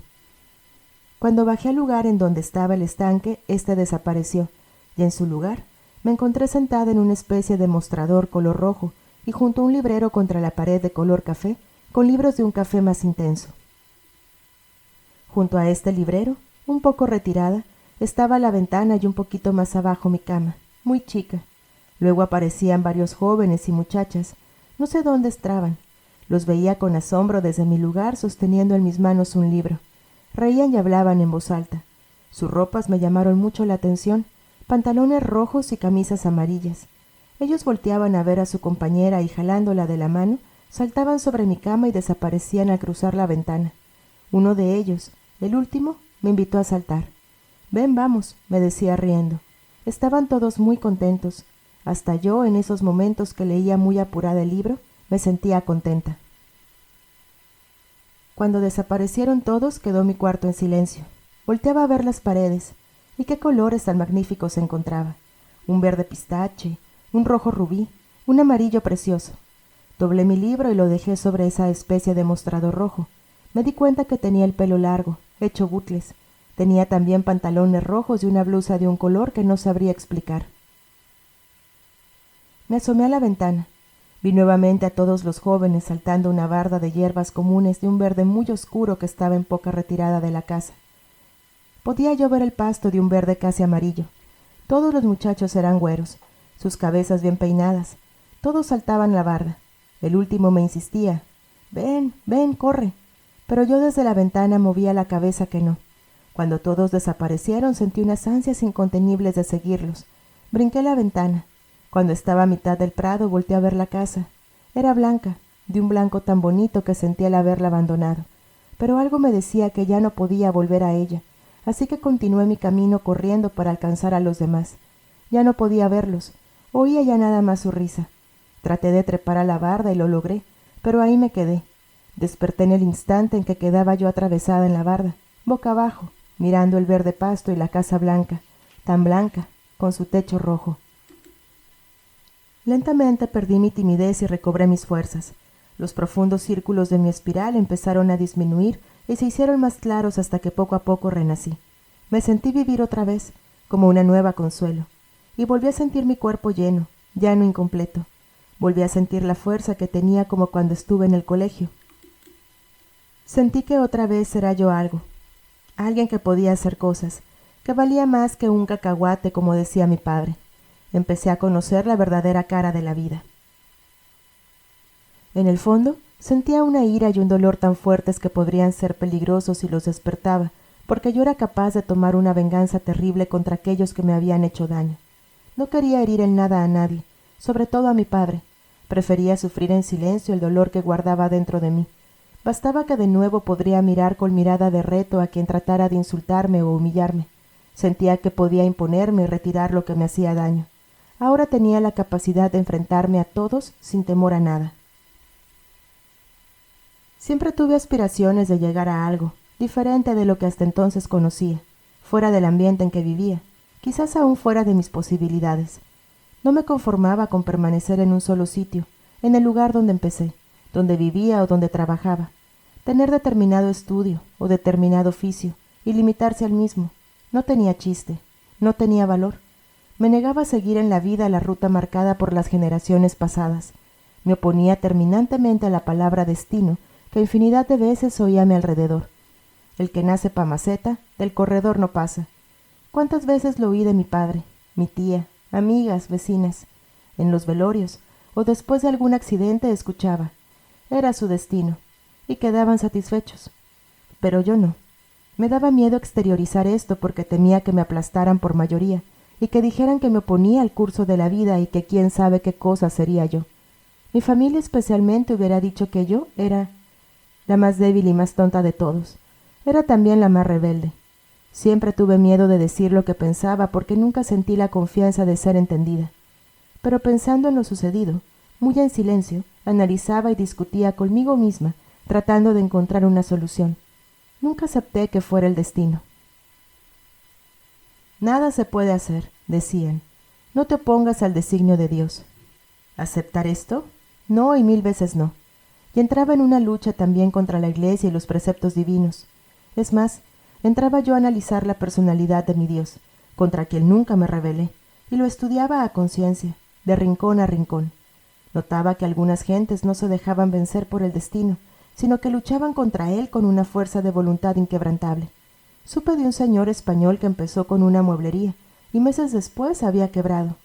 No desmayó, pidió dinero prestado y empezó de nuevo, y así lo hizo por 5ª y 6ª vez, hasta que logró lo que él quería. Entonces me di cuenta que no era el destino, que era la fuerza de voluntad lo que lo había hecho triunfar. Entre nuestros vecinos hubo algunos que progresaron y lograron subir. Raúl llegó a contador. Otro trabaja en el cine. Otro puso un negocio propio. Pero ninguno de estos muchachos se dejó llevar por la corriente y se aislaron de la palomilla. No vagaban en la calle con la ropa sucia o su forma de expresarse era gramaticalmente mala, o usaban un lenguaje majadero. No, quienes sobresalieron fueron precisamente esos muchachos serios, que aprendieron a vestir con buen gusto y que se opusieron siempre a la crítica de otros. Resistencia, oposición, no dejarse llevar por la mayoría, era ese su secreto. Yo no sabía contra qué, pero siempre estaban en contra. Decían que así tiene que ser ni que cuernos. No, hombre, no, mano, estás pendejo, güey, sino más porque tú dices voy a hacer eso.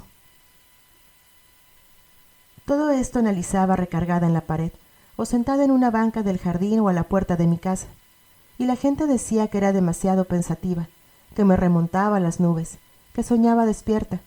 Pero no, yo observaba. Yo me daba cuenta que se necesitaba una gran fuerza de voluntad para resistir a los demás, indiferencia para no dejarse llevar por la cara bonita, o el pantalón bonito, o los muchachos más populares. Si alguno de ellos se digna fijarse en alguna joven poco menos que él, en edad o arreglo, la muchacha siente una mezcla de satisfacción y orgullo, una especie de triunfo. En los bailes, cuando alguno de ese grupo me invitaba a bailar, unas veces lo despreciaba, otras aceptaba bailar con él para después dejarlo descontrolado parado a mitad del patio con la música sonando. El hacerle esto a uno de ellos es castigarlos muy duro. Así me vengaba yo de su orgullo estúpido.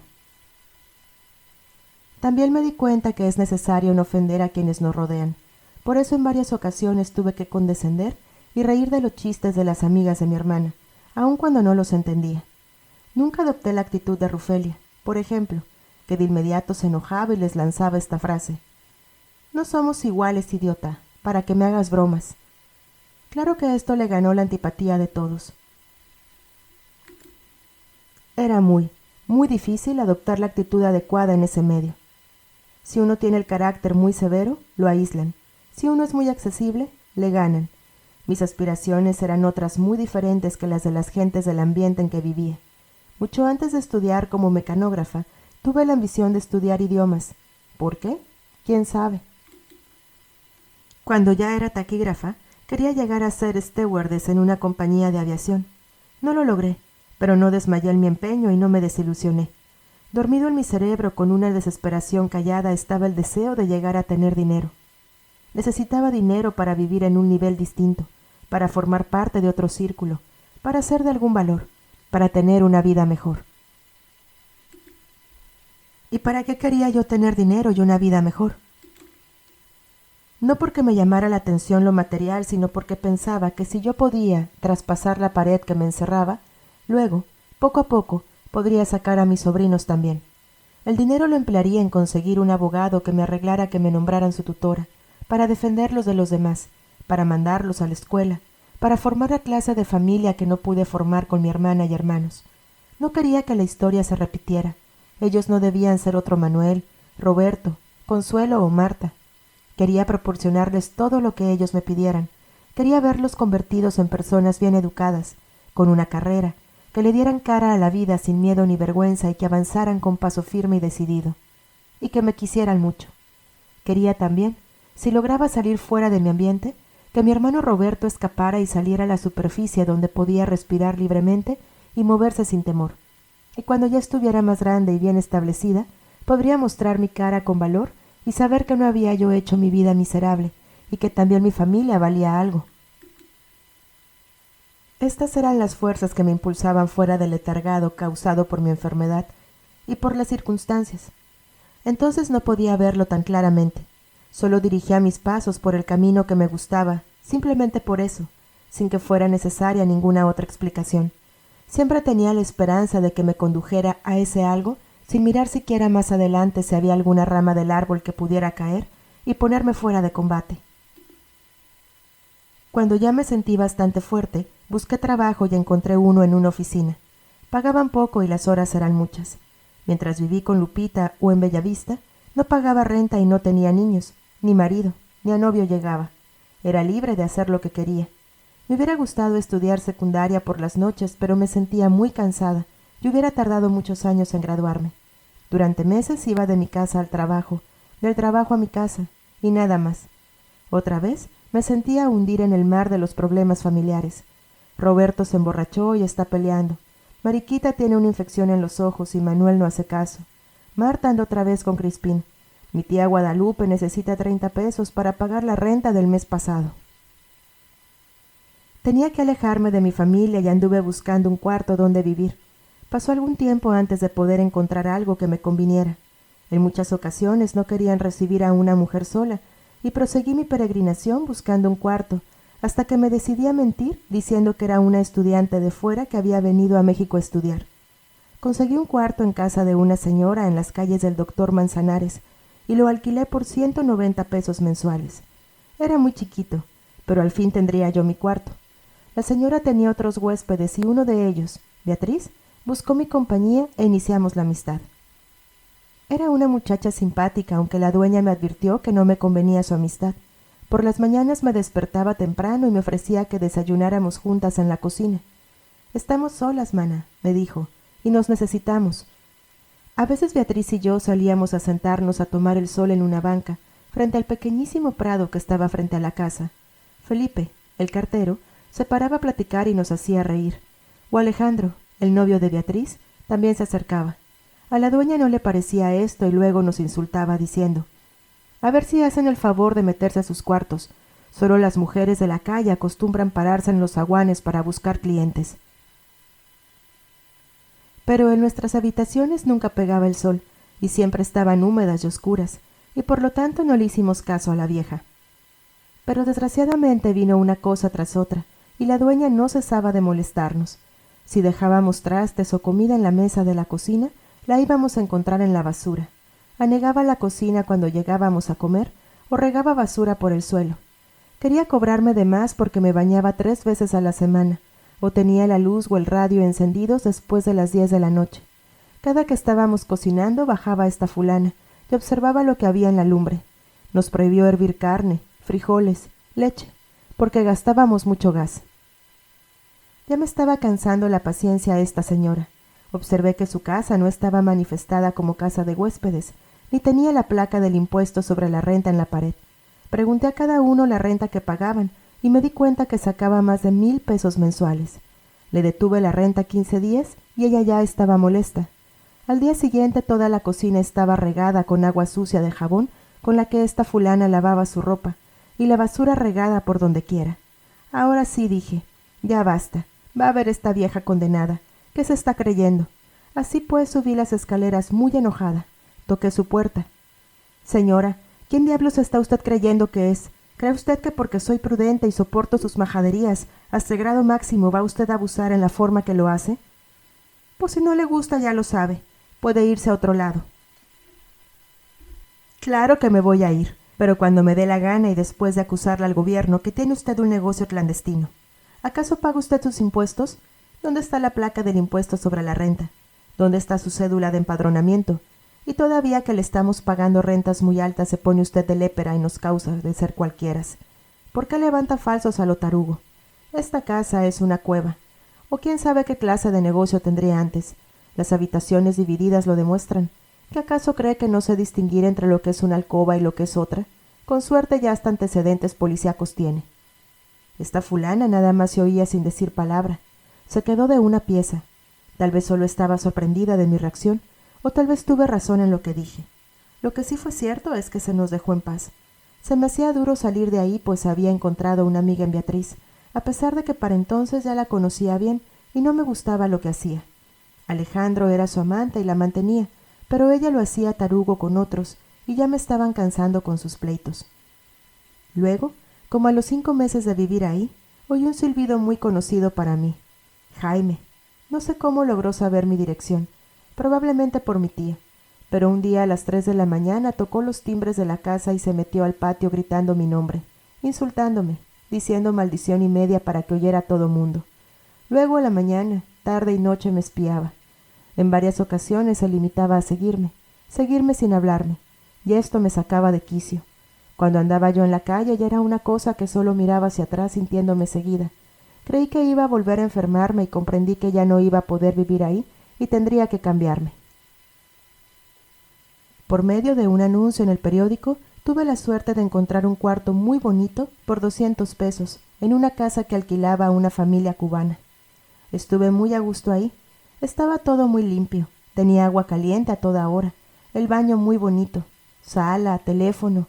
Mi compañera de cuarto era muy simpática, Nancy, lo mismo que los demás, Emita y su esposo, Lucy y Raúl y sus hijos, y sus amigos y huéspedes cubanos que habían venido a México huyendo de Batista. Aquí encontré buen recibimiento y más educación, mejor trato, mucha alegría, fiestas y verdadero compañerismo. Me invitaban a jugar baraja y decían chistes, y bromeaban hasta que se cansaban. Los muchachos flirteaban descaradamente y trataron de enamorarme, pero unas cuantas palabras cortantes los detenían. Estaba yo muy contenta ahí y me hubiera quedado para siempre. pero la situación económica de la familia empezó a flaquear. No les llegaba dinero de Cuba. El marido no tenía trabajo. Lucy tenía dificultades con el novio. Emita decidió traspasar el departamento y el nuevo dueño le iba a dar unos miles de pesos por el traspaso.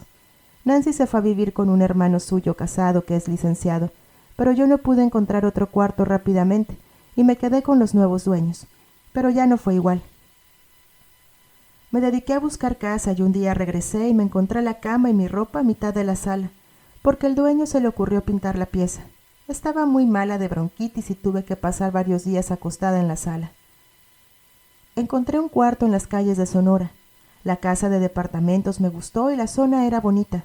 Era caro el cuarto, 250 pesos, pero yo era la única huésped. Había teléfono y Juanita, la dueña, tenía sirvienta. Podía yo usar su tocadisco, ver la televisión y usar mi radio. También me permitía llevar a mis sobrinitos. A Mariquita era a quien más seguido llevaba, y los trataba bien. Los domingos los niños estaban conmigo, y ese día lo dedicaba a lavarme el pelo, a lavar mis cosas y a descansar. Juanita hasta cierto punto fue buena, pero me daba a veces temor porque se comportaba en una forma muy rara. Insultaba muy duro a su sirvienta, reía en una forma descontrolada, hablaba sola y contaba muchas mentiras de su vida. Me había contado que venía de una familia aristócrata, pero tenía una forma muy sucia para expresarse. Claro que su vida a mí no me importaba, pero el caso es que me decía que su esposo era médico y que como estaba de servicio, solo iba a verla 2 veces a la semana, pero además recibía largas visitas de su tío o algún otro señor, pariente suyo. Yo no hacía caso de su comportamiento, pero ella me hacía la lucha para que siguiera yo su camino. Quería siempre presentarme a sus visitantes y me decía: «Vamos, Consuelo, no seas tonta, hombre». Tú, tan joven, a ver, dime, ¿quién te detiene? ¿Quién te prohíbe? Yo ya he tenido 3 maridos y los hombres todos son iguales. Todos están cortados por la misma tijera. Hay que saber aprovechar. La vida se hizo para los que la saben vivir. ¿Yo que tú? No, Juanita, yo no puedo por más que quiero. Yo quisiera ser como infinidad de muchachas que hacen lo que hacen y siguen como si nada. Pero no, a mí me remuerde la conciencia. ¿Conciencia? ¿Qué conciencia ni qué 8 cuartos? La Iglesia habla de conciencia porque así le conviene, mas no porque en realidad así sea. Dime, en este mundo, ¿quién no es humano? Vive tu vida. Ya verás, cuando el día de mañana llegue y ya estés vieja, te vas a lamentar de no haber hecho lo que quisiste. Deja a un lado los escrúpulos. Eso sirve nada más para volverte más taruga. Hay muchos hombres que no son felices con sus mujeres porque no los satisfacen, y si se encuentran otra que les dé lo que ellos quieren, claro que son muy generosos con ella, porque eso más que nada es una necesidad, algo mecánico que el cuerpo pide. Así que ¿por qué no aprovechar las oportunidades? Pues sí, pero... Nada, déjate de tonterías. Ya la vida no está para andar con consideraciones. Haz lo que te digo y a lo mejor te encuentras a alguien que se case contigo y tengas tu hogar. ¿Por qué no? Juanita extiende su mano para enseñarme un gran anillo de esmeralda que luce en la mano izquierda, amén de reloj y pulseras de oro con 1000 figurillas. ¿Ves este anillo? Me lo regaló Paco, uno de mis novios. Lo tenía empeñado, fíjate. Se me estaba perdiendo, pero le dije a Enrique y a él me lo rescató. ¡Ay, tan chulo! Si por eso lo quiero.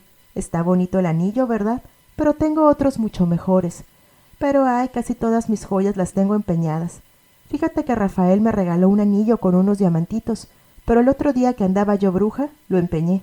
Pero lo tengo que sacar porque en estos días tengo cita con Rafael. Yo la miraba sintiendo una especie de admiración y respeto. Se me figuraba una mujer muy madura, muy segura de sí. Ella lo tenía todo. A su lado yo me sentía insignificante. Pensaba, después de todo tiene razón, yo aquí de taruga matándome para conseguir 5 mendigos pesos, pero al mismo tiempo la despreciaba, y llegaba a la conclusión de que no me gustaría vivir como ella. No, yo no nací para eso. Mejor seguir así con mi frente muy alta. Puedo andar por donde quiera y no tengo nada de qué avergonzarme. Ella tiene muchas cosas, es cierto, un departamento muy bonito, sirvienta, joyas, el dinero que quisiera, pero ¿no sentirá alguna vez vergüenza? No, yo no puedo bastarme sola y recurrir a la sinvergüenza para conseguirlo. Si quiero un vestido, me lo compro, y si no puedo ahora, bueno, mañana. Yo no podría usar algo sabiendo que lo había ganado con mi cuerpo, y si algún día se enteraran mis hermanos o los niños, qué vergüenza y decepción para ellos saber que su hermana, su tía, se ganaba la vida vendiéndose. No, una y mil veces no. Tú tendrás muchas cosas, Juanita, pero algún día te vas a arrepentir. Carmelita, otra muchacha que trabajaba en la oficina, era del mismo mundo de Juanita. Era una chica bonita, bastante simpática y a quien por un tiempo aprecié. Ella sí que me hablaba en un tono más franco. No seas pendeja, hombre. Sácales los quintos a los hombres. Nomás les pones la cara de sufrida y luego ahí tienes a los tarugos. Como el Honorato. ¿Tú crees que yo quiero ese pinche gordo tan feo? No, hombre, si mejores he tenido. ¿No? ¿Y entonces por qué lo aceptas? No te digo, hombre, no seas pendeja. Pues porque suelta los quintos, pinche gordo. Luego me dice, ¿qué? Ay, mamacita, ¿qué? La madre, pues ¿qué? Que se joda. Pues que cree que uno no cuesta. Si uno también tiene su valorcito, no te creas. Luego le digo, ándale, sí, papacito, lo que tú quieras, pero después que suelte la lana. Ah, ¿cómo eres? Si él es casado. Casado, pero no capado. ¿Quién le manda a su vieja no saberlo cuidar? Oye, ¿por qué no te amarras a León? Está podrido en lana el viejo desgraciado ese. Me reía yo de sus puntadas. Admiraba su maquillaje y le pedí que me enseñara a arreglarme la cara. La ropa que usaba no era tan buena calidad como la de Juanita, pero era de buen gusto. Mi jefe y otros en la oficina me advirtieron que no hiciera amistad con Carmen, pero a mí me gustaba andar con ella. Tenía el carácter muy alegre y me gustaba cómo reía y bromeaba con todos, especialmente con los hombres, y al verla subirse en unos carros tan lujosos con ocupantes tan bien vestidos, claro, yo me sentía acomplejada. Ella me invitaba a subir con ellos, pero yo no quise aceptar. La verdad es que me sentía inferior a todo mundo. Hasta entonces, a pesar de todo, no sabía lo que era sacar ventaja de las personas. No conocía la maldad, la astucia, la hipocresía, pero quería aprender. Quería salir de la niebla que me envolvía. Mientras tanto, seguía buscando un trabajo mejor, hasta que por fin, con muchos trabajos y varias cartas de recomendación, obtuve un empleo en unas oficinas de gobierno. Trabajaba de las 8:30 de la mañana a las 2:30 de la tarde por 540 pesos al mes. Muchas veces tenía que trabajar horas extra, sin compensación, para tener una buena hoja de servicios, como decía mi jefe. Me inscribí en un curso de inglés por las noches y por fin me puse a estudiar otro idioma. Lo que es más, hice una solicitud para que me dieran un apartamento en uno de los multifamiliares para empleados federales. Tenía yo bastantes probabilidades de que me lo dieran, porque el novio de una amiga trabajaba en el departamento de construcción y prometió hablar por mí. Me iba poco a poco acercando a edificar una nueva vida para mí y, Dios mediante, para mis niños, mis queridos sobrinitos. Mi mayor preocupación era aún mi familia, pero la emoción y ansiedad que antes sentía habían disminuido. Lejos de ellos me daba cuenta que formaban un círculo apretado, o más bien una red enmarañada en la cual todos estaban envueltos. Yo era la única que estaba afuera. Estando cerca de ellos solo me hacía sentirme más sola. Siempre había sido así, pero no había tenido valor suficiente para enfrentarme. Comprendía que no debía meterme en sus vidas, sino luchar sola por mí misma. Si nada más hubiera vivido para mí sola, me hubiera ido lejos, pero el amor a mi familia, ese fuerte amor mexicano, era como un poderoso resorte que me arrastraba hacia atrás, que me jalaba hacia abajo. Quería yo avanzar, pero no me dejaba. Ellos no podían entender lo que yo quería era abrirles una senda. Lo peor era que ya no me sentía obligada a tenderles mi mano, no porque pidieran limosna, no era eso. Ellos eran más valientes que yo y se enfrentaban a la vida, al hambre, a las humillaciones, día tras día. Ellos se enfrentaban y yo no podía, era demasiado cobarde. Como quería empacar mis cosas e irme lejos, soñaba con irme a la frontera, a California y casarme con un gringo, un hombre que me entendiera, no como los mexicanos. Tengo un carácter demasiado seco. No puedo ser bastante dulce y sumisa para agradar a los hombres de aquí. El macho mexicano, en su orgullo y vanidad, considera inferior a la mujer y goza humillándola, denigrándola. Para él no hay más que sentir, ni más razón que la de él mismo. En una discusión no le interesa llegar a la verdad, sino vencer a su contrincante. Si dos automóviles transitan por una avenida, por ejemplo, un Chrysler y un Nash, el que lleva a éste siente que no importa que el otro sea un carro mejor. Ah, qué caray. ¿Por qué se va a sentir menos? Él también puede correr y empieza a jugar carreras y se ponen en competencia porque uno, al igual que el otro, se siente muy macho. En la calle no puede caminar una mujer sola sin que cualquier hombre macho se sienta con el derecho de ejercer su superioridad. Todos los hombres que conozco, mi padre, mis hermanos, mis novios y los compañeros de trabajo, se creen siempre en el papel de mandar y ser obedecidos. Nunca voy a congeniar con un hombre dominante e imperioso. No me gusta la autoridad aplastante. No me gusta sentirme inferior. Hasta con mi padre he luchado en este aspecto. Una cosa no está bien solo porque él lo dice. Los hombres son físicamente más fuertes que las mujeres, pero moralmente no, y detrás de toda su superioridad está solo la fuerza. Esta es una razón por la cual no creo en el hombre latino, y nunca voy a lograr congeniar con él. Yo he querido ser independiente, hacerme mi camino, encontrar el ambiente adecuado. Yo me había construido grandes sueños de valor, pero cuando fui a Bellavista y vi la situación que ahí prevalecía, salí con el corazón muy decaído. Sería una cobardía abandonar a esas 4 pobres criaturas sin madre. Dalila tuvo un disgusto con mi papá y mandó a los niños con Marta, así que todas las noches, en lugar de ponerme a estudiar inglés, me iba a Bellavista a ver a los niños, darles de cenar y dejarlos acostaditos. Yo no perdono el que mi padre y esa vieja Dalila hayan usado a los niños como pretexto para cubrir sus actos, primero para casarse y luego para amenazarse uno a otro. Y Manuel es un mal padre. Pero ¿por qué no dejó mi padre que desde un principio Manuel se hiciera cargo de sus hijos? Mi papá no hacía más que quejarse y regañar, siempre con las mismas palabras. Es increíble, no sé qué hacer con ese cabrón, ni para atrás ni para adelante, siempre echadote hasta las 12 del día, mientras yo tiznándome para trabajar y ese huevón ni para él mismo. Me preguntaba con el corazón adolorido si esas criaturas no tendrían un mañana mejor. Se estarían condenados a no tener un hogar, a recibir golpes de unos y otros, a sufrir privación de ropa, juguetes, hasta cama. Me daba rabia ver que Manuel continuamente se olvidaba de dejar dinero para su comida. Él y María vivían en el café de Gilberto y ni siquiera se tomaban la molestia de visitar a las criaturas.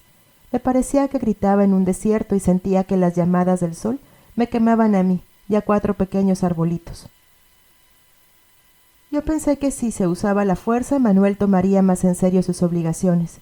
Una noche le dije a mi padre que si quería, le podía hablar al licenciado Marroquín, quien me había ayudado cuando el problema de mi hermano Roberto.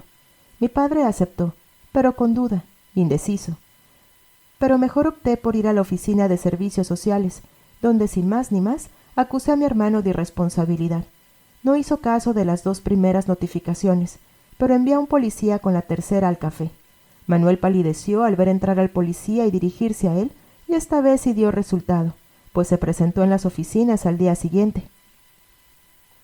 Yo había traído a los 4 niños conmigo a las oficinas de servicios sociales, aunque veía difícil que Manuel se presentara. Yo entraba y salía tratando de ver si llegaba. Como a eso de las 10 me asomé y lo vi parado en las escaleras. Salí a la carrera y aunque iba con miedo, me controlé y le dije: «Te habla mi papá. Él desde qué horas llegó y tú apenas vienes». Su mirada de odio y coraje me barrió. «¿Qué bien están fregando? ¿Y ahora qué cosa quieren? Siempre han de estar como las víboras. No hayan cómo estar fregando». De mala gana y diciendo cosas entre dientes se dirigió a la oficina, y yo detrás de él que se me salía el corazón del pecho. Se sorprendió muchísimo al ver a los niños. «¿Ustedes qué hacen aquí?» Alane se abrazó a mis piernas y se escondió detrás de mí. Mariquita le dijo: «No te van a hacer nada, papá. Mi tía solo quiere que nos compres zapatos y ropa y que nos des el gasto». Yo estaba parada a un lado del escritorio, algo alejada de Manuel. La señorita Olga, la trabajadora social, dijo: «¿Con que este es el papá de los niños?» «Sí, señorita, para servirle». «Mire, joven, su papá ha puesto aquí una demanda en su contra porque usted es muy desobligado y no quiere hacerse cargo de sus hijos.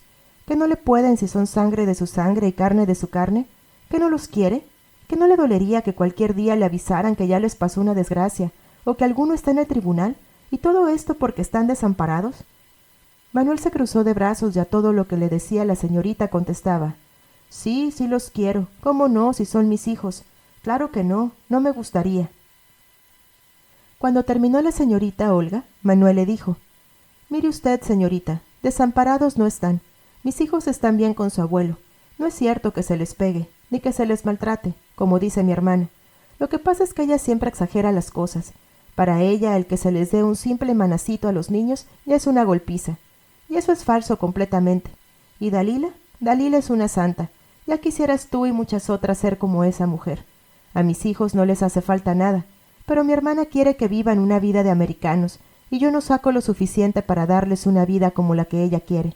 No es que me niegue a hacerme cargo de los niños, es que no tengo una entrada fija. Me estaba dando coraje oír sus excusas. ¡Qué bárbaro eres! ¿Vida de americano se te hace a ti comerlas 3 veces al día? ¿Tener una cama para dormir y un abrigo para taparse? ¿Y qué no sacas lo suficiente? Sacas más que lo suficiente para apostar en los caballos y jugar a la baraja y al dominó y hacer apuestas en el box. Entonces Manuel cometió un error al decirme extendiendo las manos: «Ándale, dame, yo no quiero consejos, lo que quiero es dinero para comprarles cosas. ¿Te duele mucho? Pues dame el dinero». Pues luego ahí mismo, y cuando todavía él tenía la mano extendida, la trabajadora social lo acusó de negarse a hacerse cargo de sus hijos y le advirtió que mandarían a los niños a un orfanatorio y a él a la cárcel si él no dejaba 15 pesos diarios para ellos en la oficina. Mi hermano no pudo protestar y firmó los papeles. Yo también firmé y me comprometí a recoger el dinero cada 8 días en la oficina y a entregarlo a quien estuviera encargado de los niños. No sabría decir cómo salió Manuel de ahí. Me imagino que con una mezcla de coraje, vergüenza y deseos de pegarme. Los niños y yo teníamos temor de salir de la oficina, aunque se veían muy animados hablando de lo que querían que les compraran. La verdad es que Manuel no se presentó una sola vez en la oficina a dejar el dinero, pero empezó a dar gasto a la casa y él o María iban diariamente a Bellavista a ver a los niños. Una mañana, el miércoles de ceniza, llegué temprano antes de que los niños se fueran a la escuela. Cuando me senté, me dijo Conchita, la niña más chiquita de Manuel: «Mi tía Marta me bañó con agua fría». En esos días había hecho frío y yo desde luego me enojé, pero no dije nada por temor a un escándalo. Solo acerté a decirle a la niña: «No te apures, hija, ponte el suéter». Marta estaba en la cocina y, sin más ni más, me soltó diciéndome un sinfín de groserías. «¿A ti qué te importa, hija de la chingada?». Me dijo que yo era una pública, que estaba yo podrida, y palabras que no puedo repetir textualmente. Acto seguido me quiso pegar. Desde luego que una vez que salí de mi asombro me defendí, porque no soy una santa. Me dio de patadas, trató de arañarme la cara. Yo le esquivé. Iba yo a contestar a sus golpes, pero la sangre quiere decir mucho. En el acto pensé muchas cosas, que era mi hermana, que los niños se podían asustar, que podía llegar mi papá. Yo logré controlarme, pero ella no. Siguió insultándome hasta que se cansó. Yo aún no puedo explicarme por qué mi hermana me odia tanto. En presencia de los niños me gritó que noche a noche cambiaba yo mis amantes. Yo no pude soportar más y chillando fui a ver a la fábrica a mi hermano Roberto. Luego fui con mi tía y luego le di la queja a mi papá y él regañó a Marta. Mi papá decidió que ella debía trabajar y encargarle sus niñas a Dalila. Marta se enojó porque le ordenaron esto y esa misma noche se salió de la casa con sus hijas. Creíamos que había vuelto con Crispín, el padre de las niñas. María y Manuel entonces vinieron a Bellavista a cuidar a los niños. Las cosas estuvieron bien por un poco de tiempo, pero luego la bruja esa de la Dalila se cambió a la nueva casa que mi papá construyó para ella. La muy infeliz se llevó todo de Bellavista y dejó a Manuel sin nada. Vaya, ni una silla, ni un plato, ni estufa. También se llevó las cosas de Marta y si hubiera podido también se lleva el piso. Sin ninguna razón me rompió mi diploma de taquimecanógrafa y todos mis papeles de la escuela. Viendo que Manuel se había quedado sin nada y siempre pensando en los niños, le dije a Manuel que fuera a casa de Lupita por mi cama chica. También tenía ahí mi cama grande y esa se la iba a dejar para que durmieran los niños. Le había vendido el colchón a mi media hermana Antonia, así que él tendría que comprar otro. Yo necesitaba el dinero y le ofrecí venderle las 2 camas por solo 100 pesos. Yo consideré esto justo. Caramba, él es mayor que yo. Y él es hombre, así que pensé que debía pagarme algo. Bueno, pues me dio 50 pesos y se olvidó del resto. Y así quedó la cosa. Bueno, como es mi hermano. Total. Pero entonces me dio coraje que a los niños les puso unos viles costales de Ixtle extendidos en la cama grande, sin almohada y sin nada, y María y Manuel en la cama chica con colchón, cobijas y todo, y las pobres criaturas a lo pelón, con solo un pedazo de cobija sufriendo con tanto frío que hacía. No era justo ver cómo tenían a esas pobres criaturas. Caramba, Solo Manuel que no tiene alma. A Mariquita le dio bronquitis y estuvo ronca y con tos 3 semanas, hasta que la llevé al hospital infantil. Su padre no quería ni siquiera pagarle la medicina. Una noche llegué y me encontré a Conchita tirada, sobre un montón de trapos en el suelo, ardiendo en calentura. María y Manuel no se habían ni dado cuenta de que estaba enferma. Los parientes de María empezaron a meterse todos ahí, y el cuarto parecía un manicomio. Yo sentía que no podía dejar pasar ni un solo día sin ir a ver qué nueva calamidad les estaba pasando a los niños. Empecé a molestar a Manuel. Bueno, según él fue una molestia muy grande, que les comprara colchón a los niños. Me dijo que no me metiera en lo que no me importaba y que si tanto los quería que me los llevara y los mantuviera. Sí, me llevo a tus hijos y los mantengo, pero a ti te meto a la cárcel, le grité, y ahora ya sabes que cumplo mi palabra. Empecé a llevar a los niños a mi cuarto en casa de Juanita, 4 o 5 días, uno primero y luego otro, y así, como hubiera querido tenerlos conmigo siempre. Sentía que eran realmente míos. Deseaba haber tenido una casa propia donde pudieran correr y jugar libremente, donde solo oyeran palabras cariñosas y donde vivieran como deben vivir los niños. Poco a poco mi gran deseo fue poder hacer esto por ellos. Mientras tanto supimos que Marta estaba en Acapulco. Estaba esperando a su cuarto niño y yo nada. Mi papá fue a verla y regresó diciendo que en ese lugar solo podían vivir como animales. Sepa Dios si estaría exagerando, pero francamente no quería saber nada de mi hermana. Me interesaba más encontrar una casa para mí y los niños, y para mi hermano Roberto. Roberto ya tenía una mujer, Antonia. No tenía casa, no tenía trabajo, ni ropa, pero eso sí, tenía mujer. Parecían unos chiquillos que estaban durmiendo en la vida. Tenía a la pobre primero con mi tía, luego en Bellavista, pero mi papá estaba muy enojado con Roberto porque le pegó a Dalila y un día lo corrió.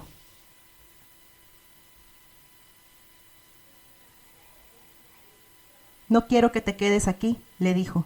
Tienes la cara sucia y todavía si quieres que te den un premio. Teníamos todos mucha vergüenza y coraje porque dijo esto en presencia de Antonia, y la pobre empezó a llorar. Sin decirle una palabra a mi padre, Roberto le dijo: «Agarra tu cobija, vieja, vámonos». Yo le supliqué a mi padre que los dejara quedarse hasta que encontraran a dónde ir. Gracias a Dios consintió que se quedaran. Mi pobre hermano pensó conseguir una casa para ellos, pero todavía no tenía trabajo. En parte por ellos y en parte por mí, que también estaba con la ilusión de tener mi casa, les propuse que pusiéramos un departamento entre los 3. Yo no podía hacerlo sola, pero si me ayudaban, ya había aprendido el valor del dinero y a manejarlo de acuerdo con mis necesidades. Por ejemplo, cada quincena aparto la mitad de la renta, abono 10 o 15 pesos del crédito que pedí para comprarme ropa, guardo 20 pesos para mis camiones y otros pequeñísimos gastos, una torta o un dulce, y compro el mandado para 8 días. Si me queda algo de dinero, compro algunas cositas insignificantes para mi tía o para los niños, pero a veces me quedo sin dinero antes de la quincena y me paso el día sin comer 1 o 2 veces. Tuve que convencer a Roberto que sería muy bueno vivir juntos. Hombre, va a ser una gran ayuda para ti. Yo conozco a alguien que te puede conseguir un trabajo en los ferrocarriles o en un camión repartidor de Coca-Cola. Así puedes pagar la mitad de la renta y el gasto. Antonia nos asistiría, cocinaría y se haría cargo de la casa. Roberto y yo trabajaríamos y traeríamos lo necesario, y viviríamos muy felices en nuestra propia casa. Roberto quedó de acuerdo y entonces encontramos un departamentito con 2 recámaras, cocina y baño en un edificio modesto cerca de Bellavista. Al momento me gustó el departamento. Roberto y Antonia pensaron que era un palacio.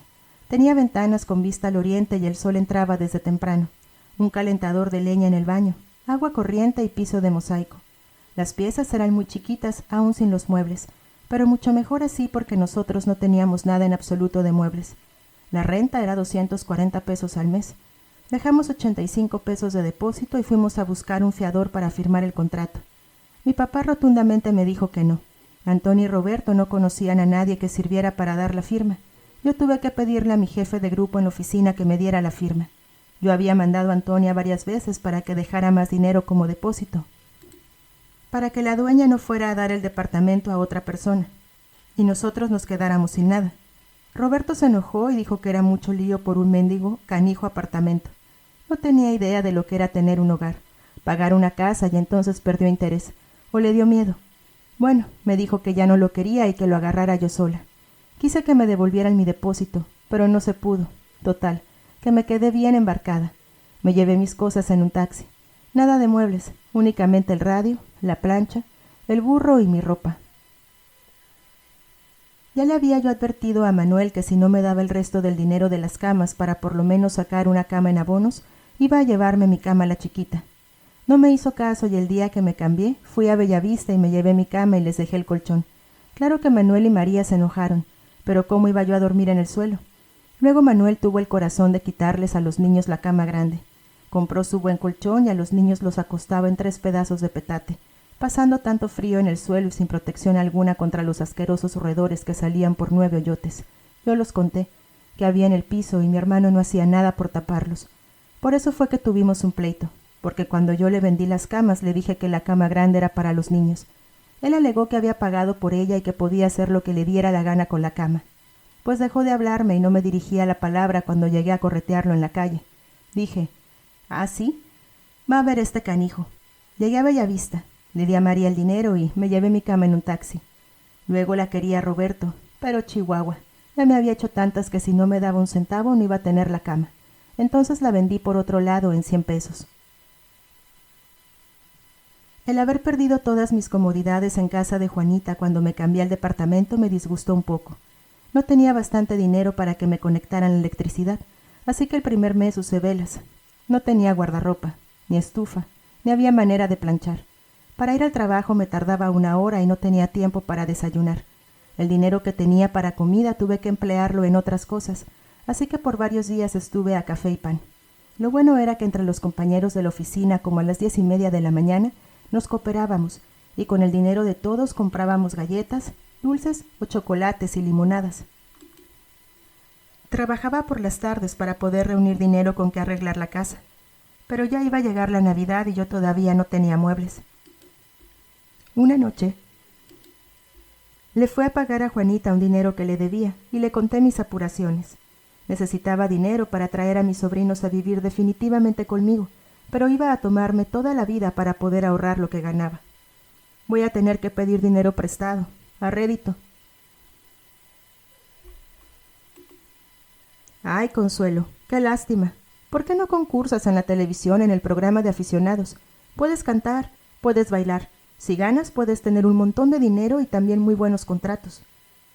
Todo lo que podía pensar era, tengo que conseguir dinero, debo tener dinero. No me veía yo muy bien. Había perdido peso y estaba pálida. Muy seguido me daba catarro, o bronquitis, o me enfermaba del estómago. Pero el pensamiento de poder ganar un premio me daba fuerzas. Un día me fui a las oficinas de Televicentro y pasé las pruebas preliminares, cantando, y pasé a finales. Pero uno de los jueces pensó que yo tenía más madera de bailarina que de cancionera, y me dieron una beca para estudiar danza en el Instituto Nacional de Bellas Artes. Ellos iban a pagar todos los gastos, y si resultaba, después me lanzarían como bailarina en teatro, o para el cine, o en algún centro nocturno, y así les pagaría los gastos que habían hecho. Yo les dije que sí a todo, sin pensarlo mucho, y después hubo más telefonazos, citas y entrevistas. En abril entré a la escuela de danza moderna.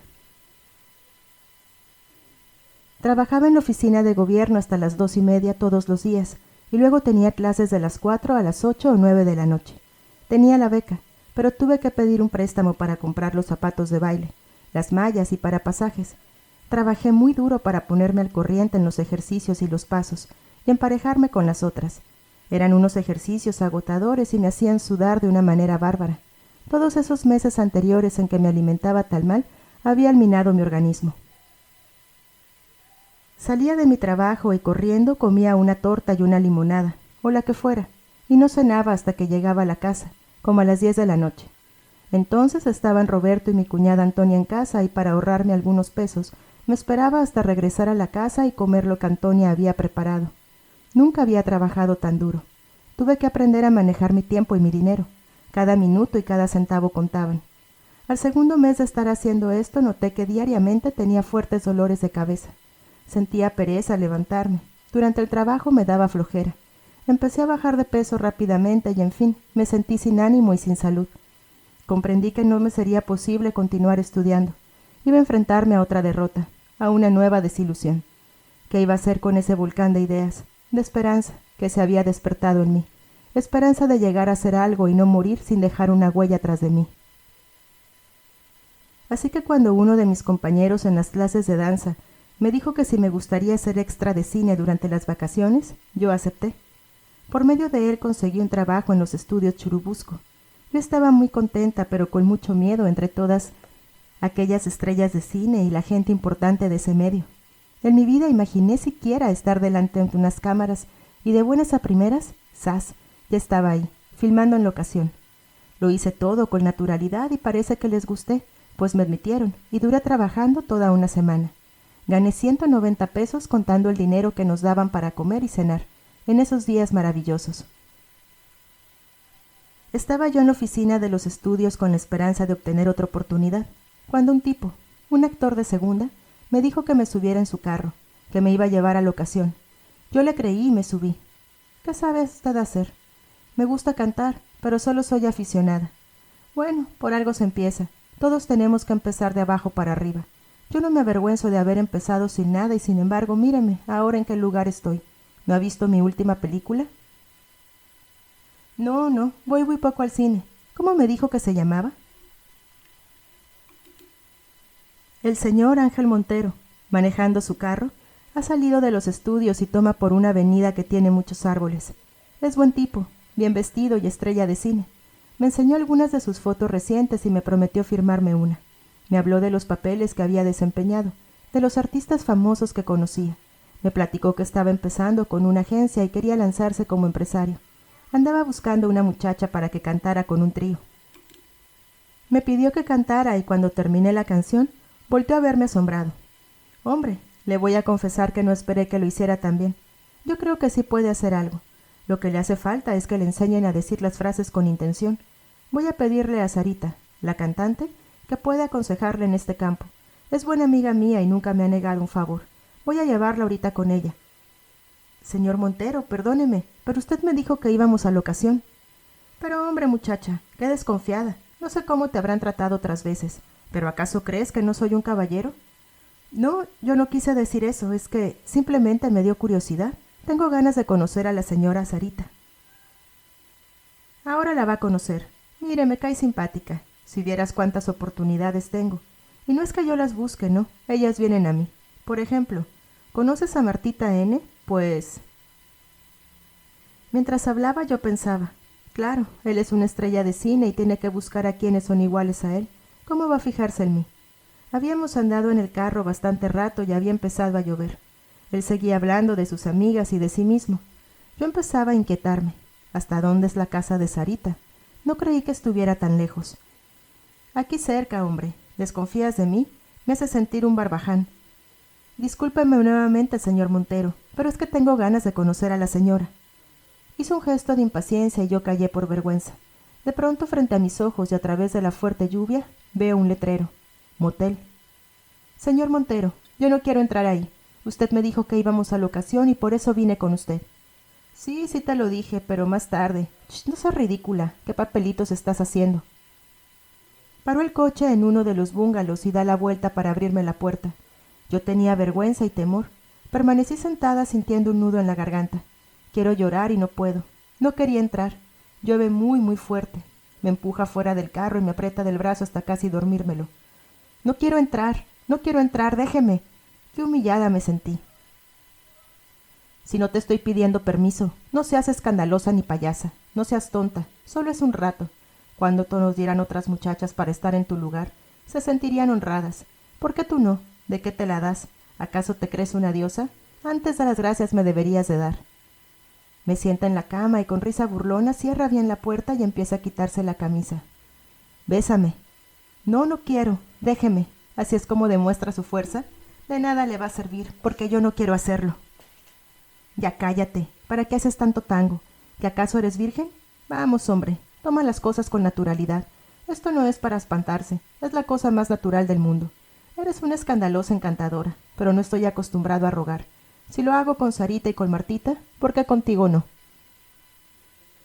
4 meses después me enteré que estaba embarazada. Ni siquiera lo sospechaba porque mi menstruación había seguido. No había yo vuelto a ver al señor Montero y cuando llamé a los estudios o a Televicentro, Donde había actuado, me dijeron que se había ido a locación. Por fin encontré un doctor que quiso hacerme la delicada operación. Tuve que vender mi nuevo guardarropa para pagar los gastos. Estuve muy enferma y no pude ir a trabajar por 2 semanas. Para mi tristeza, fue mi primer encuentro amargo con el famoso y brutal machismo del mexicano. Yo, como infinidad de otras mujeres mexicanas, había formado parte de este juego en que vence el macho dominante. ¿Te aplasto o te dejo en libertad? Juego desprovisto de generosidad, de nobleza, de valor, porque hay que pagar un precio para quedar libre. Es un acto bárbaro de egoísmo y de ventaja, adornado con palabras convincentes. Después de mi enfermedad estaba yo demasiado nerviosa para trabajar en una oficina. Tenía yo deudas y me había atrasado 3 meses en el pago de la renta. Mi padre rehusó ayudarme y no había nadie más a quien acudir. Necesitaba dinero con desesperación. Volví a los estudios para ver si podía conseguir ser extra permanente. Conocí a una muchacha que había sacado 3,000 pesos trabajando de extra en una sola película. Me dijo que debía ser del sindicato y me envió con el señor Pizarro, que era de la mesa directiva y podría ayudarme. Este señor me dijo: «Ah, sí, el que se pone los zapatos una vez detrás de las cámaras ya no puede alejarse, ¿verdad?»